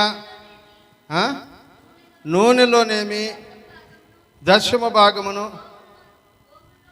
నీ గోవుల్లోనిదేమి, గొర్రె మేకల్లో మందల్లోనిది, తొలిచూలు పిల్లలను, నీ మొక్కుకున్న మొక్కుబడుల్లో దేనిని, నీ స్వేచ్ఛార్పణమును ప్రతిష్టార్పణమును నీ ఇంట తినక, నీ దేవుడైన యెహోవా ఏర్పరచు స్థలమునకే నీవు, నీ కుమారుడు, నీ కుమార్తె, నీ దాసుడు, నీ దాసి, నీ ఇంట నుండి లేవీయులు కలుసుకొని నీ దేవుడైన యెహోవా సన్నిధిలో తిని, నీవు చేయు ప్రయత్నములన్నింటిలో నీ దేవుడైన యెహోవా సన్నిధిని సంతోషించుదువు. నీవు నీ దేశములోనున్న నీ దినములన్నిటిను, మొదటిది యాజకునికి, మనం ఆదికాండంలో చదివాం. రెండవది దేవుని మందిరానికి, అక్కడ ఒక భాగం చదివాం. ఇప్పుడు 3వ భాగం దీని గురించి చదువుతా ఉన్నాం. ఇదేంటంటే పేదల కొరకైన దశమ భాగము. ఎంతంట? నువ్వు సంపాదించిన దానిలో ఎవ్రీ 3 ఇయర్స్కి ఒకసారి. ఎన్ని సంవత్సరాలకు ఒకసారి? 3 సంవత్సరాలకి ఒకసారి. ఈ 3 సంవత్సరాలలో నువ్వు సంపాదించినటువంటి దానిలో దశమ భాగమును పేదలకు ఇవ్వాలి. 14వ అధ్యాయం 22 నుంచి 27.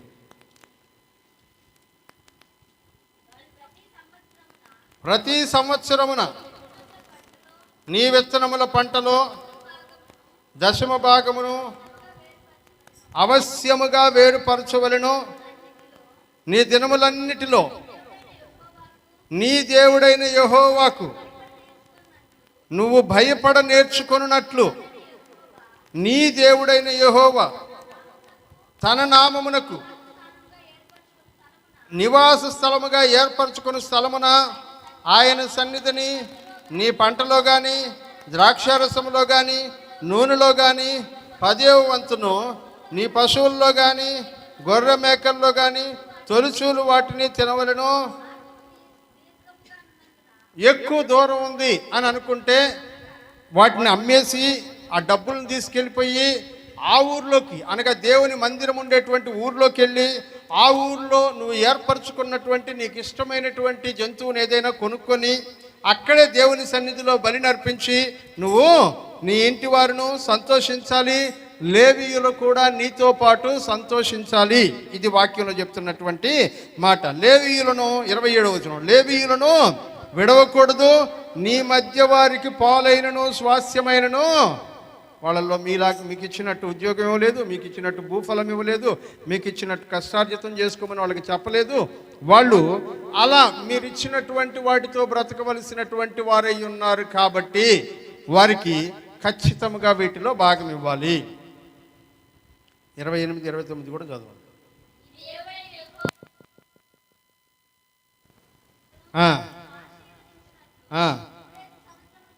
ఎన్ని సంవత్సరాలకు ఒకసారి? 3 సంవత్సరాలకు ఒకసారి.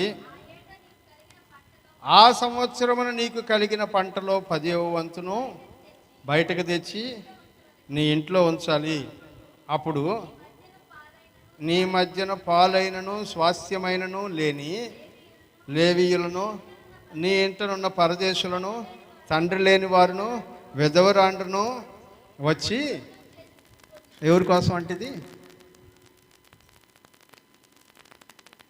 పేదల కోసం. దారిని వెళ్తుంటారు పాస్టర్లు, స్వార్థ చెప్పుకుంటూ వెళ్తుంటారు. మీరు పిలిచి ఒక గ్లాస్ నీళ్ళు ఇచ్చారు, ఒక స్పెషల్ ఆఫరింగ్ ఇచ్చారు, ఉన్నది 10 రూపాయల్లోనే ఏదో కానుకిద్దాం అనుకున్నారు, ఇచ్చారు. దేవుడు ఏమంటాడంటే అట్లా కాదు, ఎవ్రీ 3 monthsకి ఒకసారి ఒక ఆఫరింగ్ తీసిపెట్టు, ఆ వచ్చిన దాన్ని వాళ్ళ కోసమే ఇవ్వు. పేదవాళ్ళు ఎవరో వస్తుంటారు కదా, ఆకలి అనేవాళ్ళు వస్తారు, భోజనం లేదనే వాళ్ళు వస్తారు, పేదవాళ్ళు వస్తుంటారు, ఆఖరికి కొంతమంది సేవకులు కూడా అలా దారిని వెళ్తూ ఉండేవాళ్ళు వస్తుంటారు కదా, వాళ్ళకి భోజనం పెట్టడానికి దాన్ని ఉపయోగించు. డబ్బులు తీసుకొని కాదు, ఫ్రీగా భోజనం పెట్టడానికి ఉపయోగించు. ద్వితీయోపదేశకాండం 26:12-15. 10వ భాగం ఇచ్చు అంటే 3వ సంవత్సరం, 10వ భాగం ఇచ్చు సంవత్సరమున అనగా 3వ సంవత్సరమున నీ వచ్చుబడిలో 10వ వంతు చెల్లించి అది లేవీయులకును పరదేశులకును తండ్రి లేని వారికిని విధవరాండ్రకును ఇయ్యవలెను. వారు నీ గ్రామములో, ఎక్కడంట, ఇందాక దేవుని మందిరంలో కదా, ఇప్పుడు ఇది ఎక్కడంట, నీ గ్రామములో తిని తృప్తి పొందిన తర్వాత నీవు నీ దేవుడైన యెహోవా సన్నిధిని నీవు నాకు ఆజ్ఞాపించిన నీ ఆజ్ఞలన్నిటి చొప్పున నా ఇంటి నుండి ప్రతిష్ఠితమైన దానిని తీసివేసి లేవీయులకును పరదేశులకును తండ్రి లేని వారికిని విధవరాండ్రకును నేను ఇచ్చి ఉన్నాను. నీ ఆజ్ఞలలో నేను దేనిని మీరలేదు, దేనిని మర్చిపోలేదు. ఇక్కడి నుంచి జాగ్రత్తగా చదవండి. ప్రార్థన చేయాలంటే ఇట్లా ఏమని ప్రార్థన చేయాలంట, నేను మర్చిపోలేదు, నేను ఆజ్ఞలు ఏది మర్చిపోలేదు, నీ భాగాన్ని నీకు తీసి పెట్టాను, పేదవాళ్ళకి దాన్ని ఇచ్చాను. నేను దుఃఖములో ఉండగా, ఏంటంట, అవసరం వచ్చింది కదా అని చెప్పి దశమ భాగంలోంచి తీసేసుకోలేదంట. నేను దుఃఖములో ఉండగా దాన్ని కొంచెమైనను తినలేదు, అపవిత్రుడై ఉండగా దానిలో దేన్ని తీసేయలేదు. చనిపోయిన వారి విషయమై, చచ్చిపోయినప్పుడు మనం భోజనాలు పెడతాం కదా కర్మంత్రాలకి, అప్పుడు కూడా ఆ దశమ భాగంలో నేను తీసి పెట్టలేదు. నా దేవుడైన యెహోవా మాట విని నీవు ఆజ్ఞాపించిన సమస్తమును జరిపి ఉన్నాను. నీ పరిశుద్ధాలయము ఆకాశము నుండి చూచి నీ జనులైన ఇశ్రాయేలీయులను పాలు తేనెలు ప్రవహించు దేశము అని నీవు మా పితరులతో ప్రమాణము చేసినట్లు మాకిచ్చుచున్న దేశమును ఆశీర్వదించమని. హల్లెలూయా. 3 దశమ భాగం అంటే ఎంత ఇవ్వాలో తెలుసా? పాత నిబంధన ప్రకారం మనం ఇస్తే 23.3% ఇవ్వాలి. హల్లెలూయా. మీరందరూ ఇస్తున్నారు, ఎట్లాంటి సందేహం లేదు. ఎలా ఇస్తున్నాం? మేము ఆ 10% ఇచ్చేదే కష్టం అయిపోతుంది, మీరు 23% ఇస్తున్నారని ఎట్లా అంటారు అని అంటారా? నిజమే. మీరు ప్రతి నెల దశమ భాగం తెచ్చేవాళ్ళు ఉన్నారు. యాజకునికి ఇవ్వాల్సింది యాజకునికి ఇస్తున్నారు. మందిర నిర్మాణానికి ప్రత్యేకమైనటువంటి కానుకలు ఇచ్చారు, ప్రతిష్టార్పణ, దశమ భాగం మందిరానికి ఇవ్వాల్సింది మందిరానికి ఇస్తూ ఉన్నారు. ఎవరన్నా పేదవాళ్ళకి భోజనం పెడదాం మన సంఘం తరపున అనుకున్నప్పుడు మీరందరూ స్పందించి ఇస్తున్నారు. ఇవన్నీ మనం ఇచ్చేటువంటి దశమ భాగములుగా దేవుడు పరిగణిస్తూ ఉన్నాడు. దేవునికి స్తోత్రం కలుగును గాక. హల్లెలూయా. మీరందరూ ఇస్తున్నారు, గట్టిగా ధైర్యంగా చెప్పండి, దేవునికి స్తోత్రం కలుగును గాక. హల్లెలూయా. దేవుడు అంటున్నాడు, ఇవి ఈని వాళ్ళు నా దగ్గర, ఎవరి దగ్గర? నా దగ్గర అంటే నాకు అడగాలి, దేవుని దగ్గర ఏం చేస్తున్నారంట? దొంగతనం చేసిన వాళ్ళని ఏం చేయాలని ఉంది? దొరికిన ఎడల ఎంత చెల్లించాలంట? 3 రూల్స్ ఉన్నాయి, పోయిన వారం చెప్పుకున్నాం. ఫలానా వాళ్ళు దశమ భాగం ఇవ్వడం లేదు అని దేవుడు చెప్పేశాడు అనుకోండి, వాళ్ళు దొరికంగానే ఎంత చెల్లించాలంట? పొట్టేలుకైతే 5 పొట్టేళ్ళు, ఎద్దుకైతే 5 ఎద్దులు, గొర్రెకైతే 4 పొట్టేళ్ళు, దానమైతే 2. హల్లెలూయా. ఇప్పుడు మా జేసమ్మ దశమ భాగం ఇస్తానని ఒప్పుకునింది. ఉద్యోగం వచ్చిన తర్వాత ఉద్యోగం రావాలని చెప్పండి, దేవునికి స్తోత్రం చెప్పండి. ఆమేన్. ఎవరికి ఇష్టం లేదు, గట్టిగా చెప్దాం హల్లెలూయా. ఒప్పుకునింది, నేను దశమ భాగం దేవునికి ఇస్తానని. ఒక నెలలో ఇందాక చదివినట్టు ఇబ్బందిగా ఉంది, ఈ నెలలో ఈకపోతే ఏమి లేదు దశమ భాగం అని అనుకుని దాన్ని కట్ చేస్తే దేవుడు అంటాడు, నెక్స్ట్ మంత్లో ఎంత ఇవ్వాలంట, 1000 రూపాయలు ఇస్తున్నావు, నెక్స్ట్ మంత్లో ఎంత ఇవ్వాలంట, డబుల్, 2 ఇవ్వాలంట. పోయిన వారం నేర్చుకున్నాం. ఇప్పుడు దేవుడు అంటున్నాడు, మనుషులు దేవుని దగ్గర దొంగతనం చేస్తారా? మీరు చేస్తున్నారు, నా దగ్గరే దొంగతనం చేస్తున్నారు. ప్రియులారా, ఈ మాటలు నేను చెప్పడానికి కారణం, దొంగతనము అనే ఆజ్ఞను గురించి ధ్యానం చేసుకుంటూ అందులో భాగంగా ఇది స్మరణకు వచ్చింది. వాస్తవానికైతే నా మెడిటేషన్, నా రెగ్యులర్ స్టడీలో ఇది లేదు, ఈ టాపిక్ లేదు. కానీ గత వారం ముగించేటప్పుడు దేవుడు ఆ మాటని పలికించారు. ఏంటంటే, మనుషుల దగ్గర దొంగతనం చేస్తే ఈ పనిష్మెంట్ అయితే, మనుషులు దేవుడి దగ్గర దొంగతనం చేస్తే చేస్తారా అంటే, దేవుడు అంటున్నాడు, నా దగ్గర మీరు దొంగతనం చేస్తున్నారు. ఏ విషయంలో అంటే, దశమ భాగములను తీసుకొని ఇవ్వకుండా నా దగ్గర మీరు దొంగతనము చేస్తూ ఉన్నారు. ఏ రకంగా కావచ్చు. మరి కొంతమంది అంటారు, మాకు వచ్చేదే ఏదో కొంచెం అండి, దానిలో మమ్మల్ని దశమ భాగం అడిగితే ఇవ్వాలనా? రాత్రి ఈ విషయాన్ని గురించి ధ్యానం చేస్తూ ఒక దైవజనుడు చెప్తున్నటువంటి వాక్యాన్ని నేను వింటూ ఉన్నాను. పాస్టర్ రాజశేఖర్ గారు ఆయన పేరు, మీరు యూట్యూబ్లో కావాలంటే మీరు సెర్చ్ చేయొచ్చు, పాస్టర్ రాజశేఖర్ గారు. ఆయన వాక్యం చెప్తూ ఉంటే ఆయన చెప్తున్నటువంటి మాట నేనన్నా కొంచెం పాలిష్డ్గా చెప్తున్నా. ఆయన ఏమన్నాడు తెలుసా? ఒరి ఒరి ఒరి ఒరి ఒరి నువ్వు దేవుడి కాడనే దొంగతనం చేసేసేవాడురా నువ్వా? నేను కాదు, ఆ డైలాగ్ అట్లాగే ఉంది, మీరు వినండి. నాకు అనిపించింది, నిజమే కదా, ఇది సీరియస్ కదా, మనం ఎందుకు దీన్ని చెప్పడం లేదు? చెప్పకుంటే మనది నేరం అవుతుంది కదా. ఎందుకంటే రేపొద్దున మిమ్మల్ని అడిగినప్పుడు మీరు దశమ భాగంలో విషయంలో ఎందుకు దొంగతనం చేశారంటే, అసలు మాకు తెలియదు ప్రభువా, మా పాస్టర్ ఏ పాపాన దాన్ని చెప్పినోడు కాదు ప్రభువా అని రేపు మీరు నా మీద నిందేస్తారని నాకు అనిపించి నేను చెప్పాలని చెప్తూ ఉన్నాను, అంతే, ఇంకేం లేదు. రెండోది, నేను గమనిస్తూ ఉండేటప్పుడు ఆయన చెప్పినటువంటి మాటల్లో ఇది ఇంత తీవ్రమైనటువంటి పరిణామం అయితే, దేవుని సన్నిధిలో మనం ఇవ్వాల్సినటువంటి అర్పణలు ఇవ్వకుండా మనం ఆపుతూ ఉంటే, దేవుని యొద్దనే మనం దొంగతనం చేసేటువంటి వాళ్ళంగా దేవుడు తీవ్రంగా పరిగణిస్తే, దొంగలకి పరలోక రాజ్యంలో స్థానం లేదని ప్రకటన గ్రంథంలో చెప్పిన మాట మనకు గుర్తుంది కదా. పోయిన వారం దొంగలు పరలోక రాజ్యంలో,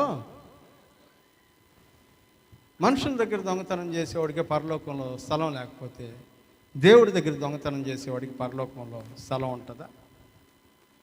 ఆలోచించ.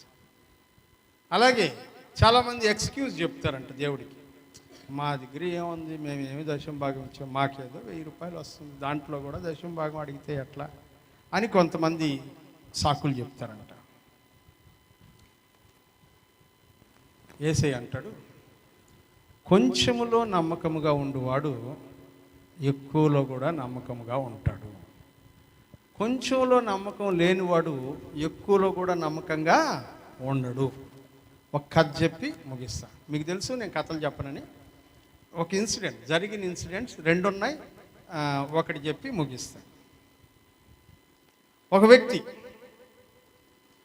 చాలా బాధలు, చాలా కష్టాలు, ఇబ్బంది పడిపోయాడంట జీవితంలో. అన్ని ప్రయత్నాలు చేసి వేస్ట్ అయిపోయిందంట జీవితం అంతా. అప్పుల పాలైపోయి చచ్చిపోదాం అనుకున్నాడంట. ఉరేసుకొని చచ్చిపోవాలని నిర్ణయం తీసుకొని ఉరితాడు బిగించుకొని చచ్చిపోతా ఉంటే అతనికి ఎక్కడో దూరంగా చెప్తున్నటువంటి వాక్యం వినబడిందంట. తనను తాను చంపుకునేటువంటి వాడు దేవుని సన్నిధికి చేరడు అనేటువంటి మాట వినబడిందంట. ఉరేసుకుంటున్నాడు మానేసి నేరుగా వెళ్ళిపోయి చర్చిలో కూర్చున్నాడట. వాక్యం విన్నాడు, రక్షించబడ్డాడు. దేవునికి స్తోత్రం కలుగునుగాక. హల్లెలూయా. ఉరేసుకోవాలనే ప్రయత్నం మానేశాడు. దేవుడు మనల్ని ఎందుకు బతికించడు? నిజమే, మనం అప్పులు చేసాం, మనం ఇబ్బందుల్లో ఉన్నాం, మనం కష్టాల్లో ఉన్నాం. దీనికి ఉరేసుకుని చచ్చిపోవాలని నేను నిర్ణయం తీసుకున్నాను. కానీ దేవుడు ఏమంటున్నాడంటే, కొద్ది రోజులు ఆగితే నేను నీ అప్పులన్నీ తీర్చి నేను గాడిలో పెడతాను అని దేవుడు అంటూ ఉన్నాడు. మరి దేవుని మాట మనం ఎందుకు వినకూడదు అని నిర్ణయం తీసుకొని ఆ రోజు దేవునితో మాట్లాడుకున్నాడంట. ప్రభువా, ఇదిగో నువ్వు నా అప్పులు తీరుస్తానని చెప్పావు కదా, నీ వాక్యంలో సెలవిచ్చినటువంటి మాట ప్రకారం నేను కూడా ఒక తీర్మానం చెప్తూ ఉన్నాను. ఇవాళ నుంచి నేను సంపాదించేటువంటి ప్రతి రూపాయిలో దశమ భాగం నీకు ఇస్తాను అని చెప్పాడంట. హల్లెలూయా. వెళ్ళాడు, ఉప్పు వ్యాపారం స్టార్ట్ చేశాడంట. ఏం వ్యాపారం? Salt business. ఉప్పు కైల్లోకి వెళ్ళి ఉప్పు కొనుక్కొచ్చుకొని దాన్ని అమ్ముకునేవాడు. ఇంతకు ముందు రోజుల్లో మేము చిన్నపిల్లలుగా ఉండేటప్పుడు బండ్ల మీద ఉప్పు బస్తాల్లో వేసుకొచ్చి సేరు లెక్కన అమ్మేవాడు. ఇప్పుడు ప్యాకెట్లు వచ్చేసాయి, తేడా ఏం లేదు. ఉప్పు అమ్ముతూ ఉన్నారు, ఇప్పుడు అన్ని షాప్స్లో దొరుకుతూ ఉన్నాయి. ఆ రోజుల్లో ఉప్పు, చింతపండు, మిరపకాయ, బియ్యం ఉంటే జీవితం గడిచిపోద్ది అనుకునేటువంటి రోజులు అవి. అవును కదా? నమ్ముతున్న వాళ్ళందరూ దేవునికి స్తోత్రం చెప్పండి. ఎందుకంటే ఉప్పు, చింతపండు, మిరపకాయ, బియ్యం ఉంటే పూట గడిచిపోద్ది అని అనుకునే రోజులు. ఇప్పుడు పరిస్థితి అది కాదులే. ఇప్పుడు చికెన్ లేకపోతే జరగదు, రొయ్యలు లేకపోతే జరగదు, చేపలు లేకపోతే జరగదు అనుకునే రోజులు ఇవి. ఎందుకంటే ఈరోజు చర్చ ఎప్పుడు అవుతుందా, అడిగిపోయి ఎప్పుడు తినాలా అని కాసుకొని ఉండే పరిస్థితి మనం కదా. ఆ రోజులు వేరు, అట్లున్నారు. సో ఉప్పు బిజినెస్ స్టార్ట్ చేశాడు ఈయన. ఉప్పు బిజినెస్ స్టార్ట్ చేస్తే ఫస్ట్ రోజు అంట 100 రూపీస్కి అమ్మాడంట. 100 రూపాయలకి అమ్మాడు. దేవునికి 100 ఇస్తానన్నానని చెప్పి ఇంటికి వెళ్ళి 90 రూపాయలు జోబులో వేసుకొని 100 రూపాయలు దేవుని మందిరం కోసం అని చెప్పి ఒక బాక్స్ పెట్టుకొని దాంట్లో వేసాడంట. దేవుడు అతన్ని ఆశీర్వదించి నెక్స్ట్ డే బిజినెస్ మళ్ళీ స్టార్ట్ చేశాడు. 500కి బిజినెస్ జరిగింది. హల్లెలూయా. 50 రూపాయలు దాంట్లో వేసాడు. ఫస్ట్ వారం రోజుల్లో అతనికి మంచిగా బిజినెస్ జరిగింది. మొదటి వారంలోనే దేవుని సన్నిధికి 3000 కానుక తెచ్చాడు. హల్లెలూయా. ఎంత బిజినెస్ జరిగి ఉండాలా? 30,000కి అమ్మాడు. హల్లెలూయా. ఇతనికి చాలా సంతోషం వేసింది. నేను దేవునికి ఇస్తూ ఉన్నందువల్ల దేవుడు నన్ను ఆశీర్వదిస్తున్నాడు. నెమ్మదిగా అతని అప్పులన్నీ తరిగిపోయాయి, బాగా సంపాదించుకున్నాడు. ఒక నెలకి 10 లక్షలు సంపాదించగలిగే స్థాయికి ఎదిగాడంట. హల్లెలూయా. ఎంత ఇవ్వాలి ఇప్పుడు? 10 లక్షలు సంపాదిస్తే 10,000 ఇస్తా? ఏమి లెక్కదా? 10 లక్షలు సంపాదిస్తే ఎంత ఇవ్వాలా? 1,00,000 రూపాయలు దేవునికి ఇవ్వాలి. దశమ భాగం లెక్కలు తప్పు వస్తున్నాయి సంక్రాంతిక. సాయంత్రం ట్యూషన్కి రా. 1,00,000 రూపాయలు 10 లక్షలు సంపాదిస్తే ఎంత ఇవ్వాలి దేవునికి? ఇతనికి ఒకరోజు దశమ భాగం తీసుకెళ్తా ఉంటే ఇతని మనసులో పక్కన ఉండి, సార్ అంత డబ్బులు ఎక్కడికి సార్? దేవుడికి ఇవ్వాలరా దశమ భాగం? ఎందుకు సార్? దేవుడు నన్ను ఆశీర్వదించి నన్ను గొప్పవాడిని చేశాడు. నేను సంపాదించే దాంట్లో 10% దేవుడికి ఇస్తానని ఒప్పుకున్నాను రా. అమ్మో, 1,00,000 రూపాయలు ఇచ్చేస్తారు దేవుడికి మీరు అని అన్నాడంట. వాడు అమ్మో అనింది, ఈడు గుండెల్లో కూడా అమ్మో అనిపించిందంట. అందుకని ఇప్పుడేం లేకపోతే 1,00,000 రూపాయలు తగ్గించేద్దాం దేవుడికి అనుకొని 1,00,000 రూపాయలకి బదులు 10,000 ఇచ్చాడు శంకర్ లెక్క ప్రకారం. ఎంత ఇచ్చినాడు? 10,000 ఇచ్చాడు. ప్రియులారా, నువ్వు ఈకుంటే తిండి తినలేని పరిస్థితుల్లో దేవుడు మెల్కిసెదెకు, షాలేము రాజు, హల్లెలూయా, ఆయనకి తిండి దొరకగా అబ్రహాం ఇచ్చింది. ఆయనకి లేవని కాదు, అబ్రహాం ఇచ్చింది. అతనికి ఇస్తే నేను దీవించబడతాను. ఇన్ని రోజులు దీవెన అనుభవించిన ఇతను 1,00,000 రూపాయలు ఇవ్వడానికి ఇతనికి కష్టం అయిపోయింది. ఇవ్వలేక 10,000 ఇచ్చి గమ్ముగా వచ్చేసాడంట. ఆ తర్వాత నెమ్మదిగా ఇతను చర్చికి రావడం మానేశాడంట. ఎందుకంటే చర్చికి పోతే పాస్టర్ గారికి దశమ భాగం ఇవ్వాలని గుర్తొస్తుంది, ఇవ్వకుండా ఉండలేకపోతున్నాడు. అది చర్చికే పోకపోతే పద్దులే మనల్ని కూడా అడగడు అనుకొని చర్చికి పోవడం మానేశాడంట. అంతే. నెమ్మదిగా అతను ఎంత సంపాదించాడో అంత మొత్తం ఖాళీ అయిపోయిందంట. మళ్ళీ 100 రూపాయలు తీసుకొని ఉప్పు కట్టలు అమ్ముకునే పరిస్థితికి వచ్చేసాడు. హల్లెలూయా. ఎందుకు ఈ మాట చెప్పానంటే, కొంచెంలో నమ్మకంగా ఉండి ఎక్కువలో కూడా నమ్మకంగా, ఏ స్థితి అయినా సరే దేవుడు నీకు ఇచ్చిన స్థితిని బట్టి నిన్ను ఇవ్వమన్నాడు. కానీ 100 రూపాయలు సంపాదించుకునేటువంటి నిన్ను 100, 1000 ఇవ్వమని దేవుడు అడగడు కదా. 100 రూపాయలు సంపాదించుకుని నిన్ను 10 అడుగుతాడు దేవుడు. 11వ రూపాయి ఎందుకు ఇవ్వలేదని దేవుడు అడగడు. ఎందుకంటే ఆయనకు నీ పరిస్థితి ఏంటో తెలుసు. హల్లెలూయా. 1,00,000 రూపాయలు సంపాదించే నువ్వు 10,000 కొరకే దేవుడు నిన్ను అడుగుతాడు, కానీ 11,000 రూపాయల కొరకు దేవుడు నిన్ను అడగడు. దాన్ని మనం గుర్తుపెట్టుకోవాలి. మీ అందరికీ తెలుసు, ప్రపంచం అంతా ఎక్కువగా యూజ్ చేసేటువంటి టూత్పేస్ట్ కోల్గేట్ టూత్పేస్ట్. మనకు కూడా తెలుసు, కోల్గేట్ పామాలివ్ అనేటువంటి కంపెనీ ఆ టూత్పేస్ట్ని తయారు చేస్తుంది. ఆయన జీవితం గురించి చెప్పి నేను ముగిస్తాను. ఒక 10 ఏళ్ళు వయసు అతని పిల్లోడికి, ఆ అబ్బాయికి 10 ఏళ్ల వయసు ఉండే పిల్లోడికి తల్లి తండ్రి ఎవరు లేరు, ఒంటరిగా సంపాదించుకొని బతకాలి. చాలా ఇన్స్పైరింగ్ స్టోరీ. నేను చాలాసార్లు చదివాను, మరలా చదవాలనిపించేటువంటి స్టోరీ. ఒకవేళ మీకు ఎక్కడైనా బుక్స్ దొరికితే తెచ్చుకొని చదవండి, చాలా ఆసక్తిగా ఉంటుంది. ఆ 10 ఏళ్ల వయసు ఉండేటువంటి కుర్రాడు ఒంటరిగా బతకాల్సి వచ్చి అందరి ఇళ్ళకి పాల ప్యాకెట్లు వేసుకుంటూ బతుకుతున్నాడంట. ఏం వేసుకుంటున్నాడు? ఇంటింటికి పాల ప్యాకెట్లు వేసి బతుకుతా ఉన్నాడు.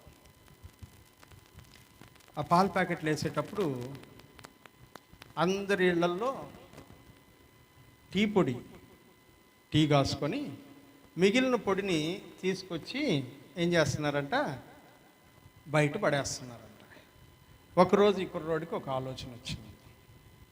ఏంటంటే, మనం ఈ టీ పొడిని ఏదో ఒక రకంగా ఎందుకు వాడకూడదు అని అనుకున్నాడట. అందుకని ఆ టీ పొడిని పడేస్తుండే టీ పొడిని ఒక ఆమెను అడిగాడంట, అమ్మా మీరు పడేస్తున్నారు కదా, ఆ టీ పొడి నాకు ఇస్తారా అని అడిగాడు. నీకెందుకురా, ఇది అయిపోయింది, వాడేసింది, పనికిరాదు, పడేస్తున్నా అంటే, లేదు నేను వాడుకుంటాను, నాకు ఇవ్వండి అన్నాడు. సరే తీసుకెళ్ళని ఇచ్చేసింది ఆడ. దాన్ని తీసుకొచ్చి ఏం చేయాలా అని ఆలోచిస్తా ఇట్లా పెట్టుకున్నాడంట. టీ పొడి అయ్యి ఉంది దానికి. అదేదో డిఫరెంట్ టేస్ట్ కనబడింది, ఏదో కొంచెం పళ్ళంతా అదొక రకంగా ఉన్నాయి అని దాంతో ఇట్లా రుద్దాడంట. ఇది పళ్ళు తోవడానికి పనికొచ్చేటట్టుంది అని అనుకున్నాడు. అంతే, తెల్లారి లెగిసి మొదలుపెట్టాడు. అమ్మా అందరిళ్ళకి పాల ప్యాకెట్ వేయడం, మీ టీ పొడి వాడేసిన టీ పొడి నాకు ఇవ్వండి అని అందరి దగ్గర కలెక్ట్ చేసి బాగా ఎండలో ఎండబెట్టి దాన్ని మళ్ళీ బాగా నూరి ప్యాకెట్లు చేసి పళ్ళ పొడి అని అమ్మడం మొదలుపెట్టాడంట. హల్లెలూయా. అప్పుడు ఆయన ఏం నిర్ణయం తీసుకున్నారంటే, నేను ఈ పళ్ళ పొడి నమ్మినటువంటి దానిలో వచ్చిన దాంట్లో 10% దేవునికి ఇస్తాను అని తీర్మానం తీసుకున్నాడు. హల్లెలూయా. పళ్ళపొడి బిజినెస్ బాగా జరిగింది. మనోడికి మంచి ఐడియాలు వస్తూ ఉన్నాయి. అందుకని పళ్ళపొడిలో కొంచెం చక్కెర కలిపి అమ్మడం మొదలుపెట్టాడంట. మిక్స్ చేసి పౌడర్ని, స్వీట్ పళ్ళపొడి. అప్పుడు అందరం మనం అదే కదా వాడుతున్నది, కోల్గేట్ పౌడర్. అది నోట్లో వేసుకునేది, పళ్ళు తవ్విందులో ఏమి లే మింగేస్తూ ఉండేది. తీయగా ఉంటుంది కదా. ఆ రోజుల్లో అజంతా పళ్ళపొడి అని ఒకటి వచ్చేది, తీయగా ఉండేది, అది నోరంతా ఎర్రగా అయిపోయేది. అట్లా పళ్ళపొడి తయారు చేయడం బిజినెస్గా పెట్టుకొని తనకు వచ్చిన ప్రతి రూపాయలో 10% దేవునికి ఇస్తూ వచ్చాడు. అతను అంచెలంచెలుగా ఎదిగి కోల్గేట్ అనే టూత్పేస్ట్ తయారు చేశాడు. ఆయన పేరే కోల్గేట్ అనేది ఆ మనిషి పేరు. తన పేరునే కంపెనీకి పెట్టుకున్నాడు, కోల్గేట్ పేస్ట్ అని పెట్టుకున్నాడు. ఆ కోల్గేట్ పేస్ట్ని అమ్మడం మొదలు పెడితే దానిలో నుంచి వచ్చిన దశమ భాగం కొద్ది రోజులు అయిన తర్వాత 20%, ఆ తర్వాత 30%. ఇప్పుడు ఆ కంపెనీకి వచ్చేటువంటి లాభాల్లో 90% దేవుని సేవకి ఇస్తూ ఉన్నారు. హల్లెలూయా. మీరేమో కోల్గేట్ టూత్పేస్ట్ వాడరు, మీకు ఎంతసేపటికి అలా రంగులు రంగులు ఉండేవన్నీ కావాలి. మీరు ఆ పేస్ట్ కొనడం వల్ల మీరు ఇచ్చేటువంటి దానిలో కూడా దశమ భాగం 90% ఎక్కడికి పోతుంది? దేవుని సేవకి వెళ్తుంది. హల్లెలూయా.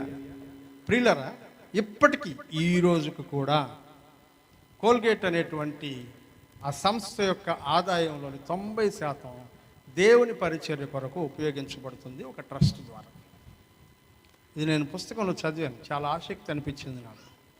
డిఫరెంట్ స్టోరీస్, 2-3 స్టోరీస్ ఉన్నాయి దాని గురించి నేను చదివాను. ప్రియులరా, మనం ఏ స్థితిలో ఉన్నా ఆ స్థితిలో దేవునికి నమ్మకంగా ఉండడం చాలా ప్రాముఖ్యమైనది. దేవుడు అంటాడు, నా దగ్గర దొంగతనం చేయబాకండి. ఇప్పుడు మీకు తెలుసు ఎవరెవరు దేవుని దగ్గర దొంగతనం చేస్తున్నారు, ఏ విషయంలో దొంగతనం చేస్తున్నారు, ఎంతెంత దొంగతనం చేస్తున్నారో కూడా మీకు తెలుసు. దేవునిలో అంశం ఏంటి చెప్పండి గట్టిగా. అవన్నీ జ్ఞాపకం తెచ్చుకొని ఇప్పుడు ఏం చేయాలంట, ఎవరెవరు దశమ భాగాలు ఇప్పటిదాకా ఇవ్వలేదో వాళ్ళందరూ ఏం చేయాలంట, జ్ఞాపకం చేసుకొని మారు మనసు పొంది ఇంక చర్చికి రాకుండా ఇంటికాడ ఆగిపోవాలి. అంతేనా? లేదు, జ్ఞాపకం చేసుకొని మారు మనసు పొంది దేవునికి దశమ భాగం అని అంటాడు కదా. నాకు వ్యాధి వచ్చినప్పుడు, దుఃఖం వచ్చినప్పుడు, అపవిత్రుడిని అయినప్పుడు, ఏ పరిస్థితుల్లోనూ దీంట్లో నుంచి ₹1 కూడా నేను తీయలేదు, నన్ను ఆశీర్వదించని దేవుని దగ్గర ధైర్యంగా ప్రార్థన చేసేటువంటి వారంగా మనం ఉండాలి. ప్రియమైనటువంటి వాళ్ళారా, జ్ఞాపకం చేసుకొని మారు మనసు పొందుదాం. దేవుని దగ్గర నుంచి దేవుడు మనల్ని దొంగ అని పిలిచేటువంటి స్థాయిలో నుంచి బయటపడాలి. ఎందుకంటే నరుడు దేవుని యొద్ద దొంగిలునా, అయితే మీరు నా దగ్గర దొంగతనము చేస్తున్నారు, దేవుడే చెప్పాడు. కనుక మారు మనసు పొందుదాం, క్షమాపణ పొందుదాం, దేవుని సన్నిధిలో దేవునికి ఇచ్చి పరీక్షిద్దాం. మీరు అడుగుతారు కదా, దేవునికి ఇస్తే మళ్ళీ మాకు వస్తుందా అని అంటారు కదా. దేవుడు అంటాడు, నాకు ఇచ్చి నన్ను శోధించి చూడండి, పట్టజాలని విస్తారమైనటువంటి ఆశీర్వాదాలు నేను మీ మీద. దేవుణ్ణి శోధించకూడదని ఉంది బైబిల్లో, కానీ ఒక దగ్గర మాత్రమే నాకు ఇచ్చి నన్ను శోధించండి, ఇవ్వకపోతే అడగండి అని దేవుడే ఛాలెంజ్ చేశాడు. కాబట్టి దేవునికి ఇచ్చే విషయంలో వెనుక తీయకుండా ఉందాం, దశమ భాగం ఇచ్చేటువంటి విషయంలో వెనుక తీయకుండా ఉందాం. మీ అందరికీ ఇప్పుడు ఒక డౌట్ ఉంది, అదేంటంటే ఇందాక నేను చెప్పాను, యాజకుల స్థితిగతులతో సంబంధం లేదు. మీరు యాజకునికి కాదు, ఎవరికి ఇస్తున్నారంట? దేవుని కొరకు. యాజకుడికి మీరు ఇచ్చేటువంటి దశమ భాగాలన్నీ కూడా కళ్ళెపు వచ్చుబడిలాగా పొలంలో పండినటువంటి పంటతో, అతని పొలంలో పంట పండితే తను ఎలా స్వతంత్రంగా తింటాడో అలాగ స్వతంత్రంగా తినగలగాలి అని దేవుని వాక్యం తెలియదు. అతను కూడా ఎప్పుడు తినాలంటే దశమ భాగాన్ని తీసి పక్కన పెట్టిన తర్వాతే మిగతా 90% అతను తినాలి. అంతేగాని దశమ భాగం నాకు వచ్చేసింది మొత్తం నేను తినేయాలనుకోవడానికి వీలు లేదు. ప్రియమైనటువంటి వాళ్ళు, మొన్న సేవకుల కూటం జరిగింది, టీం మెంబర్స్ కూటం, ఒక 9 మంది పాస్టర్స్ అందరం కూడుకుంటాం మేము. ప్రతి మాసం మా మాస క్రమం ఏంటంటే, ప్రతి దైవజనుడు తనకు వచ్చినటువంటి రాబడిలో నుంచి దశమ భాగాన్ని ఏ సేవకుడి ఇంట్లో అయితే కూటం జరుగుతుందో ఆ సేవకుడికి ఇచ్చేయాలి. హల్లెలూయా. దానికి లెక్కలు ఏముండవు, ఎందుకంటే అది ఒక దైవజనుడికి ఇచ్చేయాల్సినటువంటి భాగం ఇచ్చేసేది అంతే. ప్రతి దానిలో నుంచి మీకు వచ్చే ప్రతి దానిలోంచి, మన మందిరంలో వచ్చే కానుకల దగ్గర నుంచి నాకు ఇస్తున్నటువంటి కేర్ ఇండియా సహాయం వరకు ప్రతి దానిలో నుంచి దశమ భాగం వెళ్ళిపోవచ్చు. అదొక క్రమం, మనం దాన్ని పాటిద్దాం, దేవుని దీవెనలు పొందుదాం. మీలో అనేక మంది దశమ భాగాలు ఇవ్వనటువంటి వాళ్ళు ఉన్నారు, నేను మిమ్మల్ని ప్రోత్సహిస్తూ ఉన్నాను. దేవుడు మిమ్మల్ని ఇవ్వగలిగిన దానికంటే ఎక్కువ ఇవ్వమని అడగట్లా. దేవుడు మీకు ఇచ్చిన దానిలో నుంచి మీరు ఇవ్వవలసిన భాగాన్ని ఇవ్వండి, దానికి 10ంతల ఆశీర్వాదంతో దేవుడు మిమ్మల్ని నింపుతాడు. దేవుడి మాటలను దీవించును గాక. ప్రార్థించుకుందాం.